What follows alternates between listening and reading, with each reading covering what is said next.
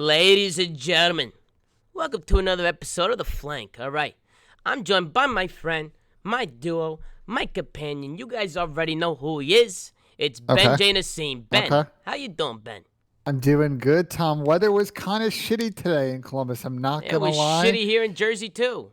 It was a little cold and dreary today, but we had some great COD matches. Excited to talk about the 3 matches we had this afternoon. Oh, yeah, we definitely had some good ones, Ben. That's for sure.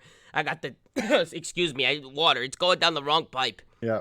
I got to change the lights here, because with the disco lights, you guys are going to get a fucking... Yeah, people lose full with that light in the back, but it's all good. Yeah. No, but, we got to turn up. We got to get people going. Yeah. We got to... Guys, we come in here Gotta with get energy. the people going.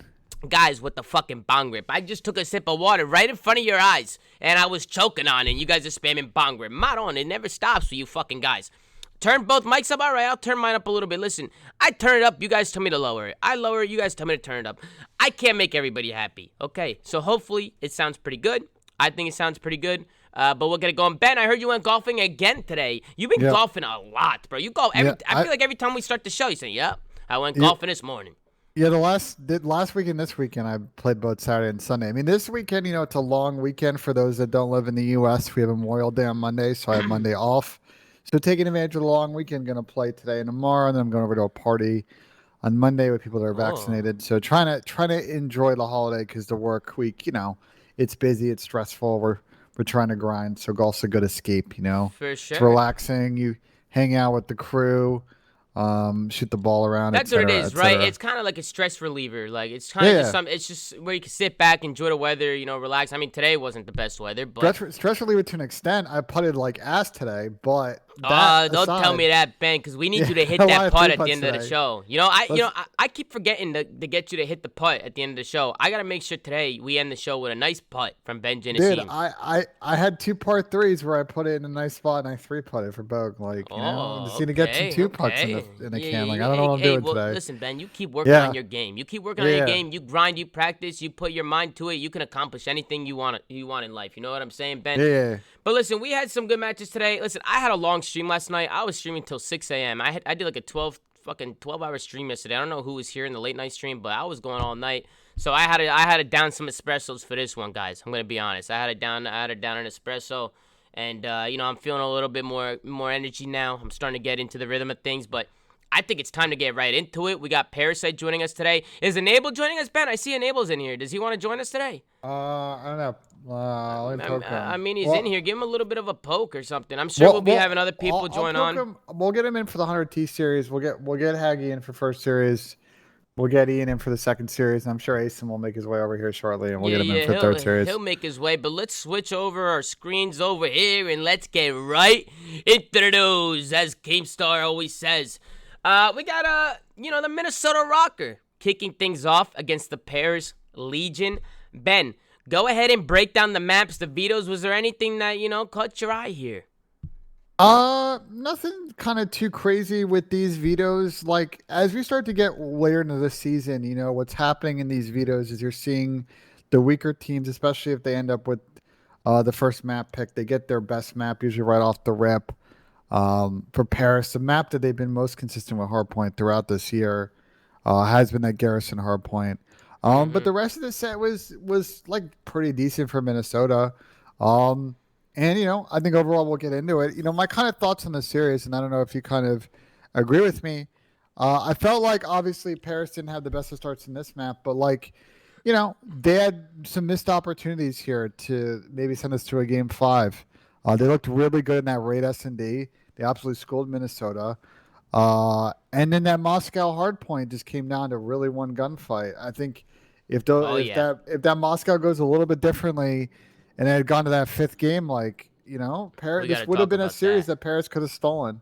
Oh, yeah, 100%. 100%. I think the story of today, Ben, was trolls. I think there was just a lot of trolls every series. I felt like there were so many. It's like that in every. Just so much. Today was. I feel like today was bad. It was bad. I just feel like I saw so many dumb plays. And listen, that's going to happen to everybody. Players are not perfect. There's going to be a lot of mistakes. Today it just felt like it was a lot more than usual. We also have Parasite joining us today on the show once again. We love having Parasite on. So, Chris, how you doing? All right, give me a call All back, right. Chris, Hello? when you get the Okay, chance. sorry. Yeah, Yeah, it's all good, bro. Your mic was muted. It's all good, Chris. Yeah. How you doing, Chris? You doing good or what? Yeah, I'm doing great. Oh, Fugaze, Chris, you sound like you're in Yeah, a bowl. your mic's bad You now. sound like you're underwater. No. How You about s- now? It's getting a You little can't- better. Better? It's getting a little Dude, better. give us a 10-9-8 real quick. Yeah, give me a countdown. 10, 9, 8, It's better. 7. It's better. Yeah, Okay, it's It's better. a so little sorry. better. It's a little better. No, Yeah, don't be I sorry. forgot to hit Bro, apply on my mic. hey, bro. Sometimes the production might not go as planned, guys, and that's okay. You know, sometimes we're gonna run into issues, and you know, even the CDL runs into issues, and you guys be fucking bitching and moaning. But you know, sometimes that shit happens with this kind of things. You know what I'm saying? So, Chris, it's always a pleasure to have you on the show. Thank We you. kick things off with Paris and Minnesota. Just let me know what were your initial thoughts after the series.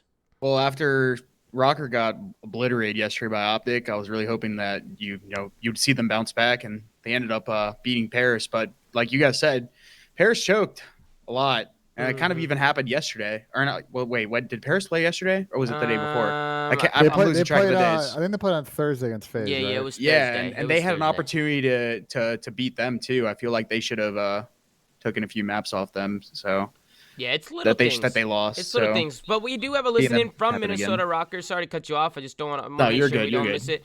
We got a listening from the Minnesota Rokkr. Let's tune in and see how they sound. I'm in close bricks, telling you. Close bricks, Zach. What the fuck? I'm staying live, brick. Elden. Nice. One hill, one Brick on me, bricks. 2 brick on me. Ivy in her, Ivy They're in her. working right, they're One working man. right mid. One shot. He's one I shot. can do time. Zapius. 2 in bricks. Tools, Aqua tools, brick, tools then. I'm tools getting nice. time, I'm getting initial. Aqua's Okay, weak on alley, back go, up, back up. you should back up. Okay, same I'm time. holding green. I'm Alright. still holding green. Can I you- have okay, green. yeah, I I have green, green. I have all mid, I have all mid. Alright. Alright. Left side mid, two mid, one stacks and one's under L. I can shell bridge if you Under get L, time. under for me, L. maybe? He's B hop, one shot, I need to be up. Yeah, come on. No mid dead. Yo, I'm gonna I'm vent. trying Top green dead. I'm hitting vent. Nice. Yeah, Top he's green in dead. vent, he's Tools, in vent. tools. I'm Tools, looking my tools vent. in vent, last 2. He's hopping up B hop. Stay Yeah, alive, cool. stay alive. You tell me, done. Nice, one more tools. That Nice, tools. nice, Nice. nice. Give me Good back. split. Give me back. I'm in your L, I'm in your L. Give me back I have your L, out. I have your L. I'll get time, I'll get One time. guy I'm spawn getting loading. green. One guy spawn I got loading. pin tools. Tools in back alley. Tools in back alley. I'm looking at my tools. One They're gonna tools flip, guys. in back alley. Tools, any help? Yeah, They're playing for time. They're Back playing alley, for he's time. spawn killing. He's on crate. I'm looking over you, P-Dog. 2 are gonna hit time. They can be a little bit One's on crate. Yeah, he's still in bricks. He's still in bricks. Bricks dead. Nice. Nice. I have green. I have On green. On time, scrap on Help me time. hold him. Help me I hold need him. hold. I need hold. I need hold. Top green. I mean, son, this is textbook. I mean, I mean, good Call of Duty being played by Minnesota right now. To be honest, I think Paris trolled right off the rip from P2 to P3. They got flipped out immediately, and then Yeah, they we go just back and spiraled. watch it. We can if you want. I mean, they just died off rotation. It was the whole story of this map. They couldn't hold their fucking rotation. I was pulling my fucking hair, and it's just like it's unacceptable. Like it gets to a point where it's like just rotate, hold, and work your crossfires, get into your setups, and just try and hold and get some time here. It just felt like they couldn't get anything going. They couldn't find a rhythm. They couldn't find any momentum right here. Maddie goes down. Aqua goes down with 20 seconds left. Minnesota, they're pushing through. And the flip comes down. It's like, just make sure you're staying disciplined. They shouldn't even be pushing up with 20 seconds anymore. They should just be holding. Yeah, And- play some back up, play some good crossfires. You can't die in that window because you're going to spawn back at old. Like, you don't have time to hold your cam. And it's just like, at But go this ahead. point of the game, Ben, it's just certain things like that just can't happen. It can't happen. And it's not even a single player doing it. The whole team's pushed up. The whole team is pushed up the map. It's like, you guys can't die there. You can't. Because if Minnesota pushes through, they're going to flip you out, and then it spirals out of control. But the first map was all Minnesota. It was all Minnesota. They were playing flawless. They were getting the kills. They were getting those spawns. Their communication sounded really good. So, sloppy plays from Paris, and Minnesota played well. They took advantage of it, Ben. Yeah, you want to just hop over to the second map because I don't think there's much Yeah, it else was a to talk about. blowout. It was a blowout in the first hard point. It started off, but then we go into a raid S&D, and Paris, they stepped it up. They stepped it up in the S&D. I'm pretty sure they beat them like 6-1 or 6-2. It just felt like they were really putting that pressure on. They were staying really aggressive. They were working really well as a team. It just seemed like in S&D they knew what they were doing, Ben. Yeah, this was actually Paris's first win all year on Raid S&D, and they did a really good job with First Bloods. I think they won the first round that they 3v4'd, but all the other rounds they got First Blood. So I think just overall, like this was the clean type of S&D that we really been waiting to see from Paris. I thought they actually looked pretty good in that S&D they played against FaZe earlier this week. So kind of like all thoughts on the board, they've looked. That was the one game mode this week where you can kind of take a positive turn. Kind of just thoughts that I had on sort of how this map played out was just Paris did a good job in the laundry engagements, whether they were on offense or defense. They would either take control or do a good job retaking, and ultimately use that to get off to a pretty big 5-0 lead in this map. Yeah, Chris, was there anything that you saw going into Yeah, this going map? off what you were saying, Ben, their last two S&Ds looked really clean. That the one they played versus FaZe, I think it was on standoff, and then obviously this one, which is really good, obviously for Paris, because Paris was, I think, a pretty bad S&D team throughout like the last few stages. So to see them step up in that game mode is a bright side, obviously. Yeah, Yeah, for they have sure. 8. They're 8-15 S&D this year. Yeah. Not good. Which may seem a little bit low. It's because they're getting smoked in a lot of series. They're not playing a lot of map fives or getting really deep into the tournaments. But that has a second. They're the second lowest map wins in S&D. The only team worse is London. London's played a lot more maps than them. So we think about teams like Paris and Seattle and LAG. Like, what's your win condition? You got to start getting better at S&D. It gives you an opportunity if you steal one to respawn. And you can win that second map, you give yourself an opportunity in that fifth map. Those are the kind of win conditions that Paris has do a better job setting up if they can clutch up some of these respawns. Yeah, on top of that, actually, Rokkr has been struggling lately in search and destroy. They Yep. used to be one of the best search and destroy teams, but lately, this stage and obviously the ones before, they've been struggling in that game mode. So the woes continue for them as well, even though you see Paris obviously stepping it up in that game mode. Why do you think that Yeah, is? they've been on Why- a huge S&D slide. They were at one point kind of in the top 3, and now they're sitting below 500 S&D at 13 and 16. It's hard to pinpoint kind of like exactly what their issue is. I feel like just kind of looking at raw numbers, it seems like their first blood numbers are pretty low, and they really struggle to win any offensive rounds. They have actually the lowest offensive win percentage of any team in the league.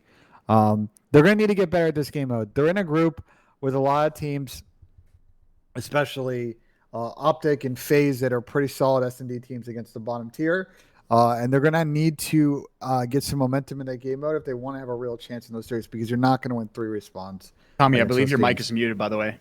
My mic is muted. If you were looking to chime in, your mic is muted. Hey, do you hear me now?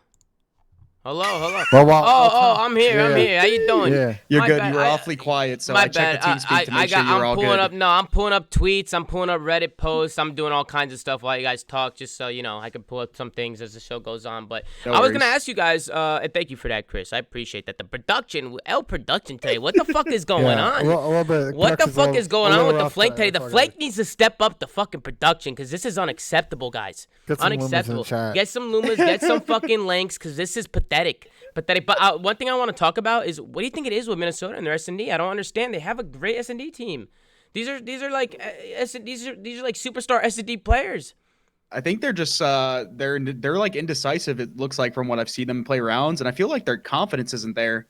Like in the way they execute any of these rounds, it doesn't seem like that they're doing anything together.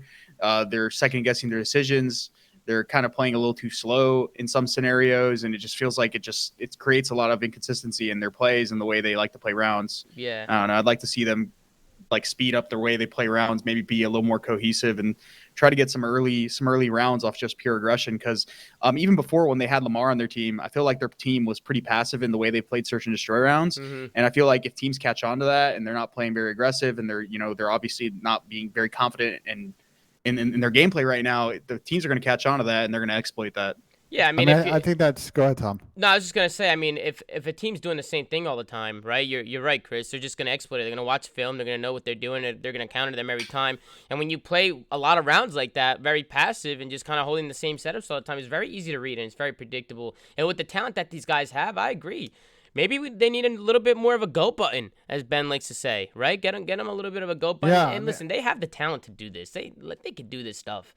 If they just have to, they have to do it. They're not doing it. They need to utilize their playmakers. You have Stan, who's very aggressive, and All of Attach is them. also very aggressive and very good S&D player. Like in Mm-hmm. situationals, they're all really good at it. So they definitely need to utilize them a lot more, in my For opinion. sure. And to your point, that fast system. I know it's not like there are other ways to play S&E, but if you look at how Toronto and FaZe approach this game mode, it's very much the same. They can play slow, but their bread and butters where they really excel against team is when they bring the pressure and the aggression and work those first couple of picks instantly off the break and just make it so hard for the other team. Mm-hmm. No, Agreed. 100%. I agree. But I think we could go on to the next map, Ben, because I don't really think there's much to talk about in this S&D at least. It felt like it was pretty one-sided. I feel like Paris just really steamrolled them. But it's the respawns that Paris is really struggling in. It just seems like they can't get anything going. And, Donnie, he actually tweeted, a.k.a. Temp, after the series, he came out and he said, Jesus, man, we just lost track. We lose track of what's going on when it gets hectic. Good games, Minnesota. We lost 3-1. So maybe he's just trying to say that when things are in the mix, when things are getting a little, too hectic, too mixy, they can't get anything going, I guess. They can't. Maybe they're making mistakes. That's when they feel like they're making their most mistakes. I really don't know what that is, but these guys need to start hitting rhythm because Donnie was on the show. He was on the show a couple shows ago, and he was saying, On listen, Thursday. man, yeah, I mean, we were, I was kind of saying, I feel like it's too late for Paris, and Donnie was like, no, it's not too late. We just need we need a good event. We need a good this, that.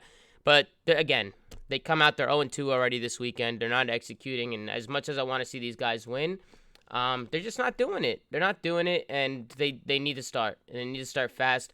And it just seems like they're not playing as a cohesive unit, and they're not clutching up when they need to.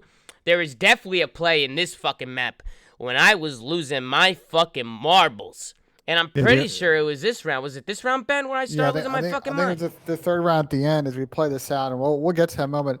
I think to that note, Tom, it's an interesting comment from Temp about their comms in hectic situations. You would think a team of their caliber, I know Zap's a rookie, but they've got 3 pretty experienced veterans in their team, and I'm a little surprised that they're running into issues where they're just not making good mid-round decisions and are losing track of players in the pinch and sort of how the other team spread out. So I don't know. I really don't know what it is. It was definitely the decision-making that came through the end of this round.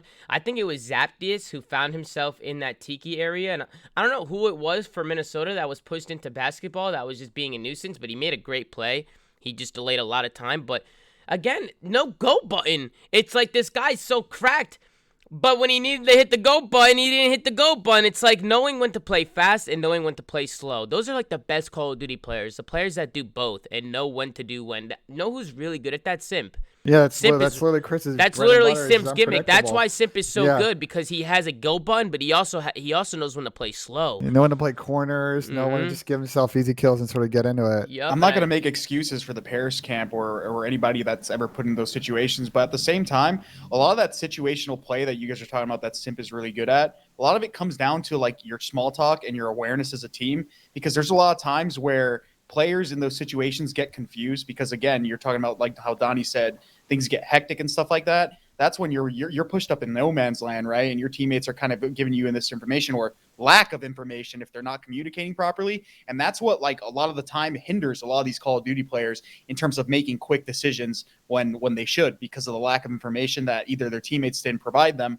or they just failed to gather throughout a round or a play or something like that. So a lot of that stems from that, in my opinion. I agree. No, I agree. It comes down to the team, the comms. It comes down to a lot of things, but it also is an individual skill as well, just knowing when to play fast. It's a little bit of everything, I think. Sometimes you're not going to get everything, you know? Yeah, 100%. I agree with you every step of the way. I mean, Paris, they're doing a good job. They're getting the kills. I think Minnesota, they end up taking a long route here. It all comes down to who's going to win that first offense on raid. This guy, number 2, he spawns up. That's Zap. He should know that they're pinching. Yeah, I was about to say, like, you get that basketball spawn, you should know instantly what's going on here. 100%. I mean, he knew. Maybe but then not. he's trying to help his team in the front, like go shimmy basketball and try and get your team information. They played too tight here, and the problem with this tight setup in the situation is every time you die in this situation, you are going to spawn out laundry, and if the other team gets kills, you're gonna get in trouble. I think they get away with it here, but. Right here, I just feel like Zap needs to challenge him. He regened his health. He doesn't need to do anything. I understand the time's ticking down, but Dylan's gonna challenge him. You want to get the upper hand. Like he could have cameraed. He could have got himself pushed up into a corner, but he just stayed in Tiki. He just he cornered himself. Dylan was able to get the kill. Not only that, because of Dylan staying alive there and because of Zap not making a play on him, it just delayed so much time. His team died bedroom, and now he's fucked in Tiki, and he's getting pinned by both sides. They lose the fights bedroom. He could have also even just like L-triggered. Like literally at least prepare yourself for the gunfight. So the way you're looking at this, right, is like he's the only one that's like kind of been in position to challenge. Besides, I think Aqua has an angle on him, right? At least make it so that you're ready for the gunfight and you're ready to pepper bullets. He's kind of just shouldering him. And I don't really realize how Aqua dies here, but he should have been able to help him in some sort of sense here. So I'm kind of curious how this happens. I understand what Zap's trying to do though. He's trying to get all that time down. So I can understand the play of him just trying to delay it because I mean, if Dylan's not going to get on the point when the time's ticking down, you're good to go. I just thought he could have challenged this a little bit better. Yeah, Well, dude, like watch their setup here. Like this is where I'm a little confused. Is like they have 2 bed, then they end up having 2 guys middle. Like why not have someone rotate back, kill this guy basketball, and get somebody into money? So you can hold middle for money and play annoying. If you feel like they're pressuring middle, you can finesse in pillar, finesse around the back. Like they've got 13 seconds left. If they get middle control, they should win this round. I mean, that's also true, Ben. But here, look at number 1. So number 1 gets an initial kill, top mansion. You see how that skull's there, and then he just gives it up, gets a really bad timing on number 8, and then they break mansion. If that guy got that kill and just stayed alive and finessed or through shoulders right after, instead of running down the stairs for some odd reason, they would have bought way more time mansion, and they wouldn't have got sandwiched like this. But now they're in no man's land. Listen, exactly. Listen, moral of the story here, there's 5 seconds left. They got all the kills except for the one guy basketball, which they know he's there. Why aren't they all just turning around helping Zap here? You know, like what? How is Dylan able to just walk out? He's the last one. They get 3 dead. Dylan's the last one basketball, and nobody's even looking at him but Zap is. They're all looking at. They're trying to pick up spawn kills. Those guys don't even have time to get to the point. They're useless. Useless kills off spawn. They actually just had so many blunders there. So Zap was playing that kill. Aqua was helping him initially, and then as soon as the guy Mansion dies, the player Water shifts, gives up Zap's help.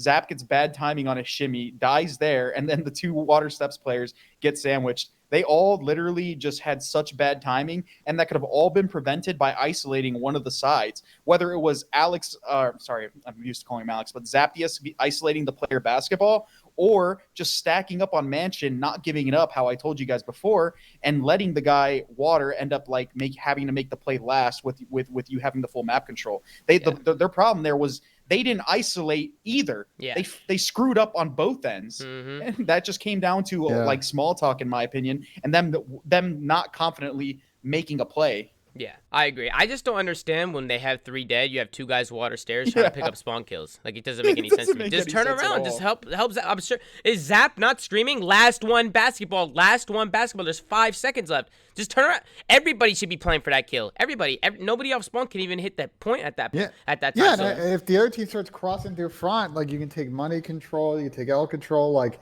you just make it difficult for them to get in the hill with 1 second left. Instead, they push out and they get killed from middle and they get killed from basketball, and the whole setup blows away and you spawn under and it's over. And the thing is, it's such a meat-headed play by the whole team, and it's such a swing mode. It's control. If you could take this control map and go up 2-1 in the series, then Paris has a serious shot of winning this. It's just they didn't push him out, and it's like, if you're attached there and you get the kill and you get on the point, are you not saying, what the fuck? Bro, if I'm attached and I got that kill and I get onto that point with 1 second left and then somehow, miraculously, they cap it, I'm like, what the fuck were they just doing?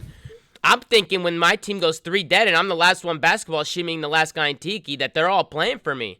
So I don't know if I'm attached. He was probably fucking mind blown. I could only imagine the entire Rokkr is just mind blown because, like I said, like the guy Mansion getting a kill, then just running down the stairs, looking at nothing. Priesta gets the freebie, then Attach gets out onto the point, gets a freebie, and then they win the round off that. They're probably just like, we had no business winning that, in my opinion. Mm-hmm. And it was a great play by Attach, to be honest. It was a good play to play his life. Make sure he took his time on the kill, got the kill, and got onto that point. And all that time that Dylan delayed staying alive, it allowed his team to come off spawn, get some kills, and help him on the point. So just a great play out of Attach. A great play. Yep. He's always been a really clutch player. So, I mean, shout out to Dylan, man. He really won his team that game. I think he went massive there. And they ended up going up 2-1. Going into this Moscow hardpoint, Ben. Yeah, we're going to skip ahead. We're going to listen as Paris listening, and then I want to talk about sort of the last rotation of this game because it's kind of a little bit wild. Yep, let's tune in to the Paris Legion, Astro Gaming, listening. Guys. Yeah, I'm good. I'll spawn P for you. I can get you left pinch. Guy plant's not peeking me. Plant preach the week. I plant the guy plant's not peeking me. There's a trophy this side. There's a trophy this side. One my pinch gold. One my pinch gold. Yeah, I hurt. I should go pinch. I'm marching it. I'm back P2. Play Eskies. Plat and Eskies. Good play by Matt. It's fine. Yeah. I spawned. Comms. Low Major, one shot. Tree back in it, back P2. One shot globe. I'm Premier Globe Hitty. I don't see him. He dead. Big kills. I'm one shot Yuli. I'm here. He killed me. One person there. This guy's close tree. I spawn front, guys. I spawn front. He's mid plat. Yeah, he's side plat, up, he's side plat, up, he's side plat. up. I hear you on the side up. Side up, Cindy. Weak as fuck. I can get time. Back window. I'm a trophy on Tom. Dead. Top PD attach. I can't Top fight that PD. guy. I'm gonna I top can't PD. fight I'm that gonna guy. go I have your Tommy. plat rush. He only has a sub. I I spawned have him. your plat rush. Top PD, top PD. Kill this kid. Kill this Yo, kid. still up there. Rushing Gonna be this kid. front on me, Yo, dude. your plat's open. I gotta get set Let's go up. be Men front. should just I stop got it. gaming I got it. sound I got on it. his hop. It doesn't make I'm any gonna sense. look at He's okay. shimming up there. Go be I front. spawned Still out. a Yeah, I decent spawned side out. for that. Front. One's in the back. Yeah, Front dead, front dead. Nice. Guys, in the back. Go on. Get time. I'm Bomb open. dead, Back. let's go. I have all of mid. I have all I of have mid. front. Two front, guys. I have all of mid. I'm rotating actually. I'm Great rotating. play by Front. Scraps. Front. They could be mid. Got him. They could It's be not mid. They could be This is a mid. They good could be hold. mid. I'm rotating. I'm in now. Guys, Should we get that 30? Just spawn behind us now. Yeah, watch it low. I'll go at a back and forth hard point and get to Not listen bad. with Not bad the. of a listening. Not bad of a I'm listening. gonna skip a few hills ahead here. It was very the back and forth. Very back Yeah. and forth. Scraps made a fantastic play. Pushing through. He snuck through to that P2 hill. We know it's a money hill. Minnesota could really blew the game out of the water there. So Matty made a good play just getting into that police building, getting that first initial kill. He was hiding. He was soundhorning. I think you heard him say, Combs. And everybody just kind of went quiet. He soundhorn, picked up a kill. Was just able to keep his team in it. But it went very back and forth into this street hill, Ben. Yeah, I mean, we're gonna watch from here because this is when the game kind of gets pretty exciting on this last rotation here. So This is a great map, by the way. It's very Minnesota does a good job pushing out both sides of the hill, but then they get kind of crunched from Paris coming back off a spawn. Paris is going to go ahead and set up. Good play from Zap to try and get away Eskies. We'll skip away to the P1. Let's see here. So the P1's actually pretty mixy. Paris kind of gets a couple of kills street. They come off a spawn. They're going to slide in. Minnesota's doing a great job yeah. here, just kind of contesting the P1 point. They were getting some time and just And holding holding those the spawns. P2 side, too. It's the most as important. well. The Not most getting flipped. important thing on P1 hill, it's just to contest and hold P2 spawns. Like nobody's really trying to lock down time. You can really lock down a lot of time on P1 if you have the right setup and you're frying and you have them pinned and pushed back. But for the most part, you just want to make sure you keep those spawns. You don't want anybody sneaking through. You got to make sure you're picking up all the lanes and counting names. Counting names is a serious thing. It was a serious thing that we went through last year where 5v5 is a lot more difficult to count names just because there's a lot more people to keep track of. But in 4v4, you got to make sure that you're counting names and making sure nobody gets through or you're not missing anyone. And Minnesota, they do a great job holding on to those P2 spawns. They got a little mixy, but going into another P3, I mean, it's only a 15-point game. Yeah, Paris do a good job on this P3 hold. They're going to get some of the slide-ins. They're going to end up actually having a hit front. But they make it kind of pretty back and forth. I skipped through a little bit of this, but they just do a good job of just holding some shimmies and some angles from front. No one's ever able to slide in from Minnesota. This is a weird situation for Minnesota. I'm not really sure what Sandy's play was, just playing that gold setup there. And at this point, Paris is coming back off of old, and they're going to put a lot of pressure on Bus. And Siren's also coming push through out somebody's Globe. mic, by the way. Yeah, it's my mic. Yeah, there's a fire truck. Is there a fire in your Yeah. apartment, Ben? Everything Nah, okay over it's always there? good on my street.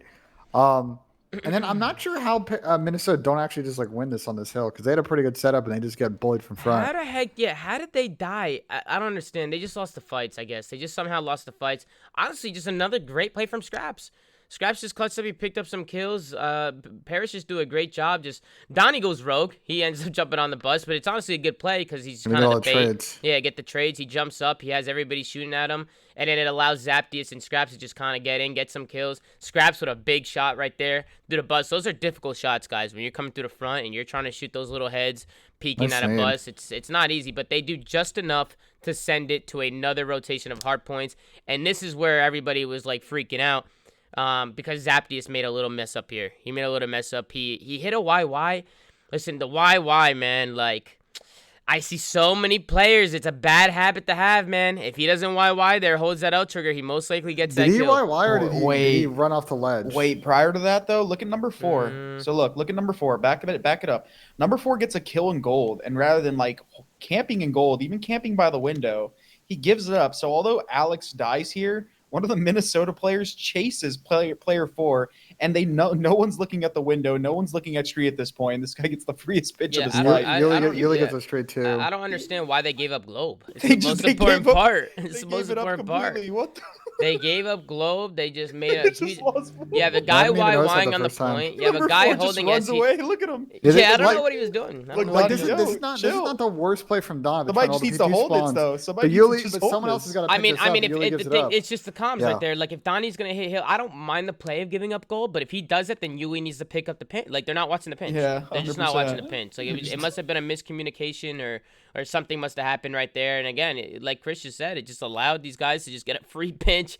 I actually didn't pick up on that, so good job. Right there, Chris. I was watching this arrow just run away. Yeah. They just gave up gold, and yeah, that was interesting. I mean, I was more focused on Zap just YYing, on a cut. Yeah. I mean, on a cut, and you should know the timing. Like you should know that the kid's gonna be running down Eski. He also fell off the YYs. little ledge. Yeah, he fell off the ledge. People are on YYing. You see the frustrations coming out of Paris after the match, but hey, man, at the end of the day.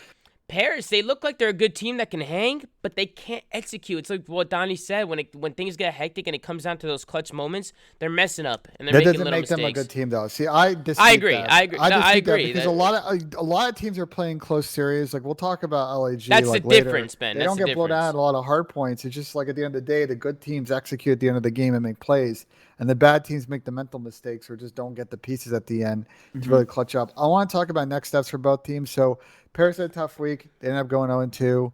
I believe Minnesota will finish up 1-1, so not the worst for them. They are going to be in pressure here because they do need to play some good teams in the coming weeks. So Paris is going to play Thieves on Friday, and then Optic Chicago on Saturday. So some big matches for Paris next week.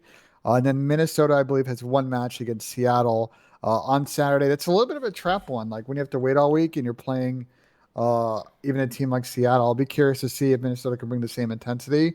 But some big games coming up next week for both teams. Yep, big games coming up, and the standings are pretty close. So a lot of these guys, they're going hard, man. They're going fucking hard. I could pull up some stats from the series, but we'll go on to the next one, Ben. And we had another good one. We had Seattle Surge with Nicky D now, right? You got Classic coming in, going up against LA Thieves, who just recently brought TJ Haley back in. So, Ben, this was a good one. Yeah, let me just find the map videos here real quick, because I wanted to talk about this, which is, we've talked about time and time again with Seattle that their raid control is pretty poor, and like some of those losses have been really close. It's not like they've had a couple of blowouts on that map where they've been non-competitive, but they've had a couple of squeakers where they just didn't clutch up, and they ended up letting that go through in this series. Do you want to look at the interview, Ben? Yeah. You want to look at the which interview? The Major No, Maniac let's interview? They're all let's freaking out. You guys really want to watch the interview back? You guys really want to watch that? I personally don't think it's that big of a deal, guys. If you guys want to go back and watch the interview, go back and watch it, all right? Well, we'll skip the mic interview, but I do want to tip Major Maniac. He had a great series. He did have a great series. Absolutely fried in the response. To go back to the point, though, about Seattle in the raid control, they ended up banning Checkmate control against Thieves, and Thieves banned Garrison. Maybe would have liked, Thieves are kind of falling off a little bit in some of these Checkmates, especially Checkmate control's a weird one for Seattle. I know they also haven't had the best success on that map either. I just feel like against Thieves, maybe you want to just roll the dice and play that Checkmate control. I mean, it's not like Seattle's a great control team to begin with, but I just thought it was interesting they let raid control go through. Mm-hmm. Other than that, the map sets were pretty good. Seattle's had some success on Apocalypse Hardpoint, and they played a lot of Moscow this year. We did end up seeing Standoff Map 2 in this series. Did they not? They haven't won a raid control yet, right? They just haven't won one? Nope. Nope. Which is crazy. I mean, Maven, it was funny listening to the cast and Maven freaking out. Like, he was like, Seattle's finally going to do it. Well, They're finally going to do it. Seattle's won 3 controls all year. So. And, okay, well, that's not very good. That's definitely not very good. But we go into an Apocalypse Hardpoint to kick things off. And 100 Thieves, they start on good side and they take full advantage of it. I mean, they start on good side and they go up about 80 points. But I think Seattle does a good job staying disciplined and bringing themselves back into this match. Yeah, they do. People always talk about how good the P2s are on this, but to be honest, teams that are making a run on this map do a good job on P3, P4, and P5 to neutralize that good side advantage, or if they get flipped, to set up for those hills and chain them together. Mm-hmm. A lot of chains on Apocalypse, I feel like. Yeah. I feel like if you play the map right, you can just hold that mid-map pressure, like hold that control, and you could just bounce back from P3 to P4 is a chain, P1 to P2 is a chain.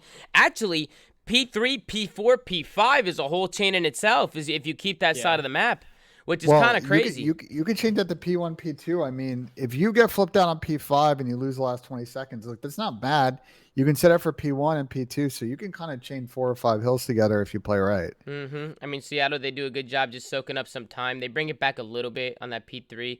You see them rotating early to that P4. By the way, Octane and Gunless played great. They played great today. I felt like they were doing their thing. I always love watching Gunless play because I feel like he's a really good player. But obviously, Seattle's not picking up the results. But let's go into an Astro game listening with 100 Thieves and see how they sound. What do you think, Coop? LA Thieves. They could be pushed out low left. Yeah, could be. Low left. Yeah. I'm looking in Coop. Low left. Ellie, Coop, press any. Back Coop, one shot. I'm telling you. He could be still I inside. did it. Let's Yo, go. help me. Still back Coop, somebody press any. Time dead. I'm one Alright, time. shit. One more time. I'm Proceed, absolutely one good. shot. Alright. Out of the back. I'm one shot. He's top. He went up top. I'm top. Hey. He's top. You Nick. do it, back up. Alright, help. Cinder. I shot Nice one. Just one on half over. Yeah, I hear you. be in the back. I'm I holding can't you. help you. I'm pushing out I'm top I E5. hit my dark. I can help you in the back if you need it. I'm pushing out Ellie. Back maps, Carlos. In top maps. Flash one elbow. Fake flash. I'm Trying to kill. Dark proceed. Dead. One cell. I'm shoulder. Somewhere P1 somewhere. He could be two. So. I have to. I got push. I don't see any top DCs. Sam, what's up top I have DCs? the push. I have the He's push. gonna spawn off. Right, he's late. Okay, I should spawn him back. I spawned out deep. He's still top TV. Top TV's one. Top TV. I have He's from P5. One time. I spawned top. Alright. Time. Wait. I think about this one. No, spawn kill. Left side, left team. Not challenge. Yeah, I can help you all left in a second. I'm Sam, go picking up dark. right. I got one. Yeah. I try to finish low. Yo, close. Close. Absolute close, Prestini. I get him right. Take on hold. One shot. Okay, right. And Nice. more gunners. It might be No, just that's one all. zone. And Octane, I think. Hey. It's AR there. I'm top TVs, bro. I'm top TVs. They can be mid. I'm mid. I'm top TVs. I'm playing Coop. I'm the top E5. I may be hitting you out left. Yeah. I got one low. Another one low. Two more low. Two more low. I had a low cross right now. Hit it. He crossed top TVs. Top Yeah, TVs. bro. Top Yeah, Low TVs. two. Low Octane. Top TVs. Nick. Nothing getting right. Nothing getting right. I'm about to give it Low up. hell. I mean, it was a good listening, right? It was a good listening. They have a lot of energy. I actually really like this LA Thieves roster with TJ Haley. I just think they mesh better as a team, as a culture. We've talked about team culture before. They were playing really well, and obviously they changed things up with Hook because, Hook was one of those players they thought they couldn't pass up on. But I think there's a reason why they went back to TJ Haley. It was just, they bring those cons back, to bring that teamwork back. It just seems like they're a little bit more as a unit. I kind of, here's what I would say is I kind of agree with some of the chemistry stuff, but the results haven't panned out this week for them. So as I said, I think it was on a couple of shows ago, like I think we're going to see Thieves kind of take this team week to week to try and find the best combination. Like, I don't know, for example, if TJ and Venom is the best combination of players. It might be TJ and Hook. Like, I think they're going to experiment a little bit to see what the best set for them that works. They're very lucky with the depth they have, but I thought the respawn plays from Thieves, they made a lot of mistakes across these 3 respawn maps.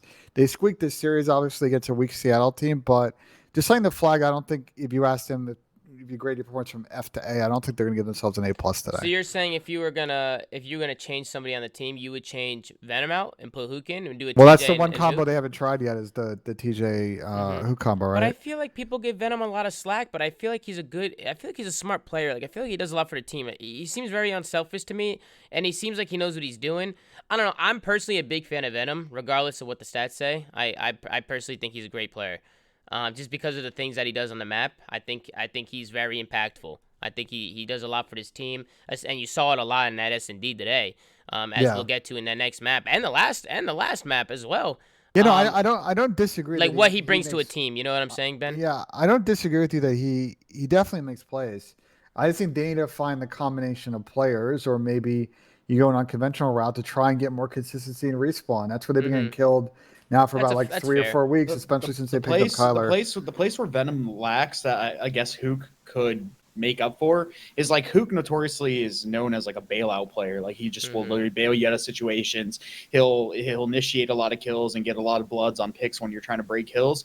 Venom is more of that ratty player, right? So when Thieves has control, he's going to be playing like corners, playing ratty spots, like you see him kind of playing in this VOD right now, where he's going to like try to like get kills so that way Thieves can't get out of like a trap, or not Thieves, but the opposing team can't get out of a trap. Whereas Hook is like the bailout that's going to help you break situations. So that's, I think, where the 2 players have like a disparity and discrepancy. But the thing is now, we're not playing MW. We're playing Cold War, and I think that's the thing that the problems they were experiencing with Hook is that they felt like, Hook might be a bailout and he's running around and he's doing all types of shit, but maybe that's not the best thing to have for this team. Yeah. Maybe that's not what they need, which is the only reason why I think the roster that they have right now, personally, I like the decision of going back to the initial roster. It was working before, and I just feel like the overall chemistry of the team just works a lot better with these guys. And that's not to take anything away from Hook and who he is as a player, but I just don't think it was meshing well. But I agree. I mean, Hook was one of those players, right? He's just the playmaking ability that he has.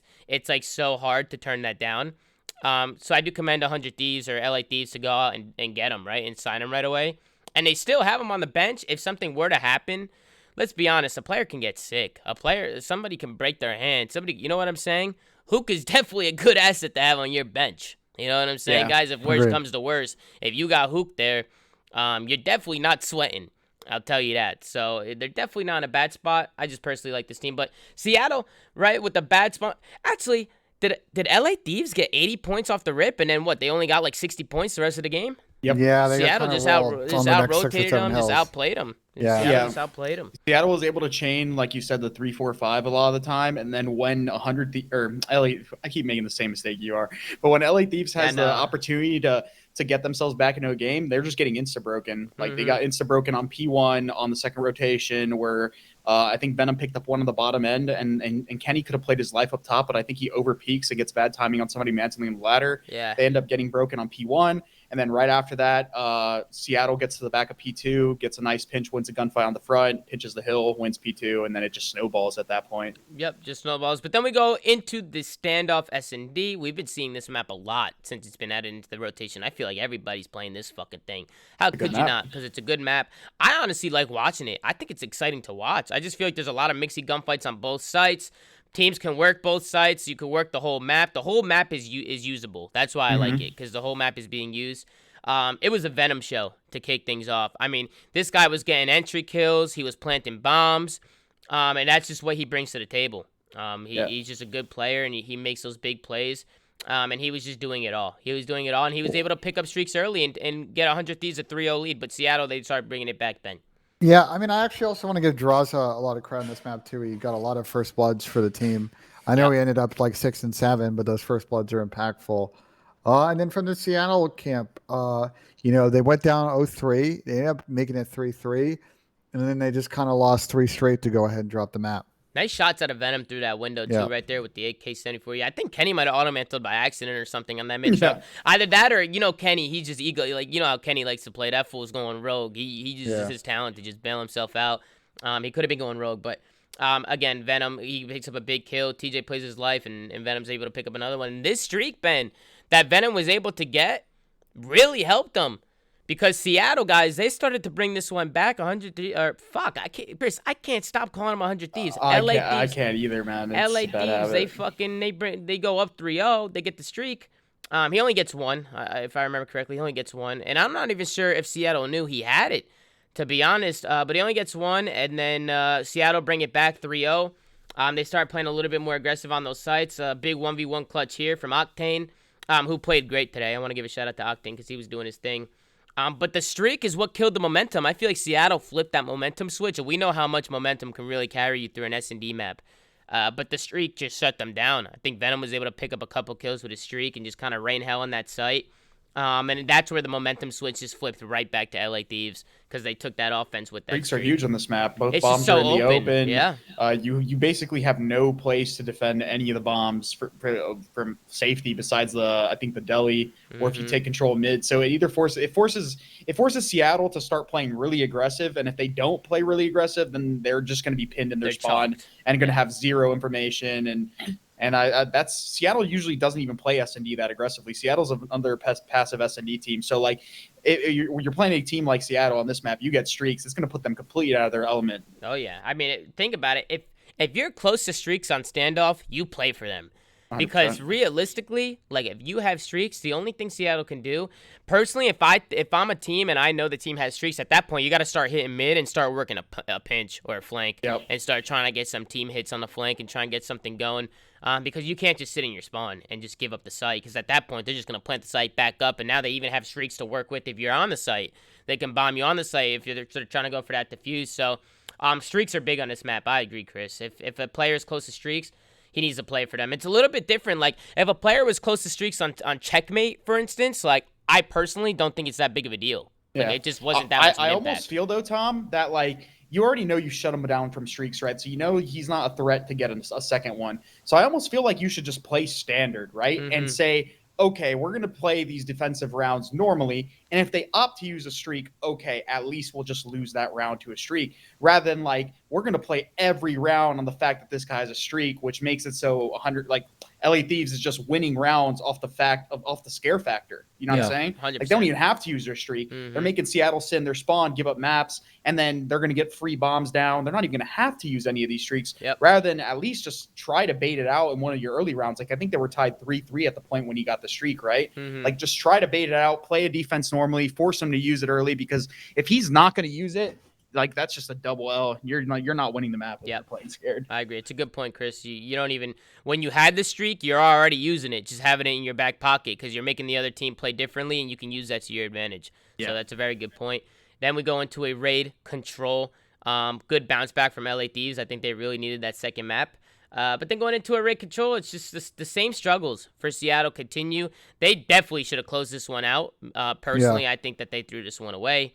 And it was very disappointing to see, because Maven, and we could maybe listen to Maven's casting at the end of it. I'm down to listen to it, but I think Maven might have jinxed it a little bit. But it was pretty funny. But Ben, anything he didn't that really, I mean, dude, they had at least an AV4, if I remember. No, it's a joke. It's a joke, man. I'm fucking yeah. around. I mean, listen, he didn't fucking, unless you really believe in that shit. But I'm just fucking around. It's the Maven curse. You know what I'm saying, guys? But Ben, what's the main thing for you in this map? Why do they continue to struggle? Why can't they clutch up? What is the main thing for you, at least? Like with Seattle? Yeah, with Seattle. Like, why? I mean, they haven't won the map. They haven't won the map. I think the same problem with Paris, dude. When they get in pressure situations, the teamwork just goes out the window. We'll talk about what goes down in that AV4, but it's just the little things. They end up burning a lot of lives in this first round, God, even though Kenny. they got a couple of kills. Kenny is at the end. disgusting, bro. Kenny just said, I love watching him play, It was a 4v2. Seattle end up, I believe, kind of not clutching up this offense. There's a point that I had notated down that I wanted to talk about. Let me go ahead and find it here. But I think, Tom, it just comes down to those little teamwork bits. When the pressure's on, they just go ahead and they're not able to sort of make the right decision as a team to go ahead and clutch up. Even right here, they said, forget about the pinch. Fuck it. Let's not even watch it. I don't understand that. Like, why just give up bedroom? I mean, he literally just got the freest three. I've never seen that, where he just shoots three people. I've seen it before, but not like that. I mean, he just walks in from behind him and pops three people in the back, and nobody even shoots at him. It's just like little things like that. If you're coming off spawn, you're getting that close bedroom spawn, most likely there's somebody pushing out your garage side, right? Pushing out that back art side. Like, if you get that spawn, you got to know somebody's pinching. While you have three people on the point, you either push outside, or you just, like, I think they had 4 players here at one point, right? They should have just stacked the point and, like, tried to just get it off straight time. And even if that guy hit a flank, by the time he hits that flank, like, they had the majority of the point captured, as long as they all don't expose themselves to it. So I think that they just kind of hesitated. I think they had 2 players, like, stuck on water stairs, and they ended up just not, capitalizing on the fact that they had all the men to hop the point. But Seattle do a good job on this offense to go ahead and force around 5. They pinch back around from the laundry side after they great cap offense A. out of them here. Yeah. This is great. And then at this point, Thieves is just kind of flooding middle, bunch of trades, Seattle, then cap. And then we got to talk about what happens in this 5th round. I'm going to skip in a little bit, Tom, to when the stuff goes down here, the last 30 seconds. Seattle does a good job getting that beat point, and if you initially get the beat point, since it's a harder point to get, I mean, that's just really good plays. I mean, they were able to just get some kills and stack that point immediately, and that's why the breakoffs are so important. I mean, people don't talk about it enough. The breakoff is like a serious thing. Like, you need to a lot of these teams need to make sure that when they're playing teams, they're really paying attention to what teams like to do, because the breakoff is super important. You can win games based off your initial breakoff. If you can get a clean 3-4 dead and get that beat point, bada bing, bada boom, there you go. Now you got the hard point. You just use your time. You take some routes and you work some kills, and that's exactly what they did, And then we go to a round number 5, like you said, Ben. You paused it with 30 seconds left to go. Yeah, do you want to listen to the Maven calls? Yeah, let's listen into the last 30 seconds of this map. We can listen to Maven's casting and kind of see how Seattle threw this one away. He's going to yo back teammates. To continue to play around this. A streak is in. Not going to connect with anything, but it at least keeps him off it. And now, Seattle Surge, 15 seconds away from winning raid control. And they get their first win on the year. They're so close. Not again. They're so close, but who's in kitchen? I think that's Kenny. Kenny wins a big one-on-one. That's going to get him onto the point. The clock is going to stop. Venom wins one on the other side. Oh, no. Oh, no. Are things falling apart for Surge? Dear God, all Call of Duty gods above, let them get their first win. More of the same. Almost to the second bit of progress. Octane gets caught flowing out. Oh, no. No. Hold on. God, all Call of Duty. I gotta Kenny. rewind. I gotta rewind. Oh, God. Kenny wins a big one-on-one. That's going to get him onto the Let me point. The hear it, clock is... though. What's making you And they lose get- full, Ben? All right, What's let's making you lose full? break this whole situation down. All here, right, 'cause break there's- it down there's- for me, Ben. There are a lot of mistakes that go down here. So, All right. Seattle got a pretty decent setup here to start. They had bedroom pushed out. They had the spawn pushed out.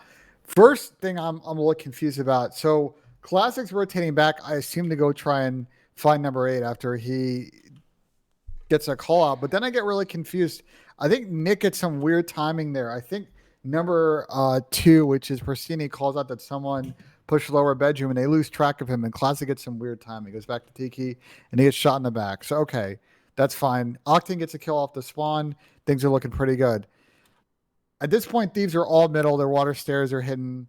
They're hidden front kitchen. Okay, I mean, this is still doable for Seattle. I'm surprised Octane gave up that.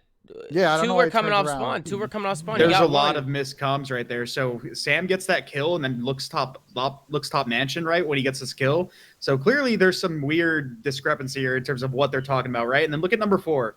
Number 4 is looking at basketball. So like they're looking for Ghost at this point.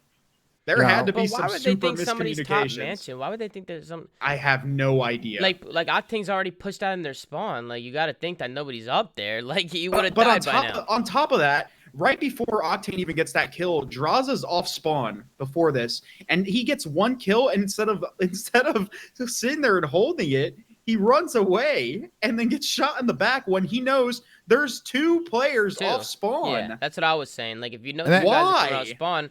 Why give it up? You know, just hold it. Just hold it. And then worst comes to worst, even if your team dies, like through mid and whatever, they're gonna come out spawn and he's a live bedroom to just work a pinch or something. Like yeah, and they only have a tick. 2 players are off spawn. They're not gonna double cap 2 ticks unless there's a super blunder by your team and you guys die. Yeah. At that point, just hold your positions and let Pristini, who's underneath them, and then the players off spawn get the rest of the information. Don't give up your spawn. And on top of that, the rounds before, you saw Draz go top mansion and 3-piece his own team. They can do the same if they get on the point.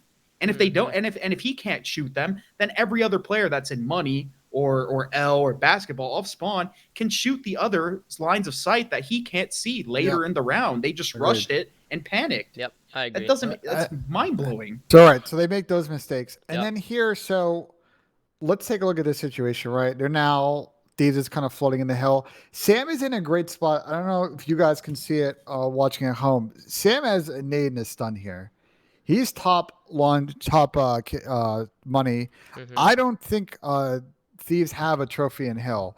So he's in an opportunity here where he can flash all those guys in hill. Possibly when they wide chow this basketball situation with Classic, they might get a pick or 2 and they may be able to slide out and retake this. Instead, he does. He throws they had a trophy because he throws a trophy and the trophy explodes. Watch. So he doesn't even throw a nade. He just throws a trophy.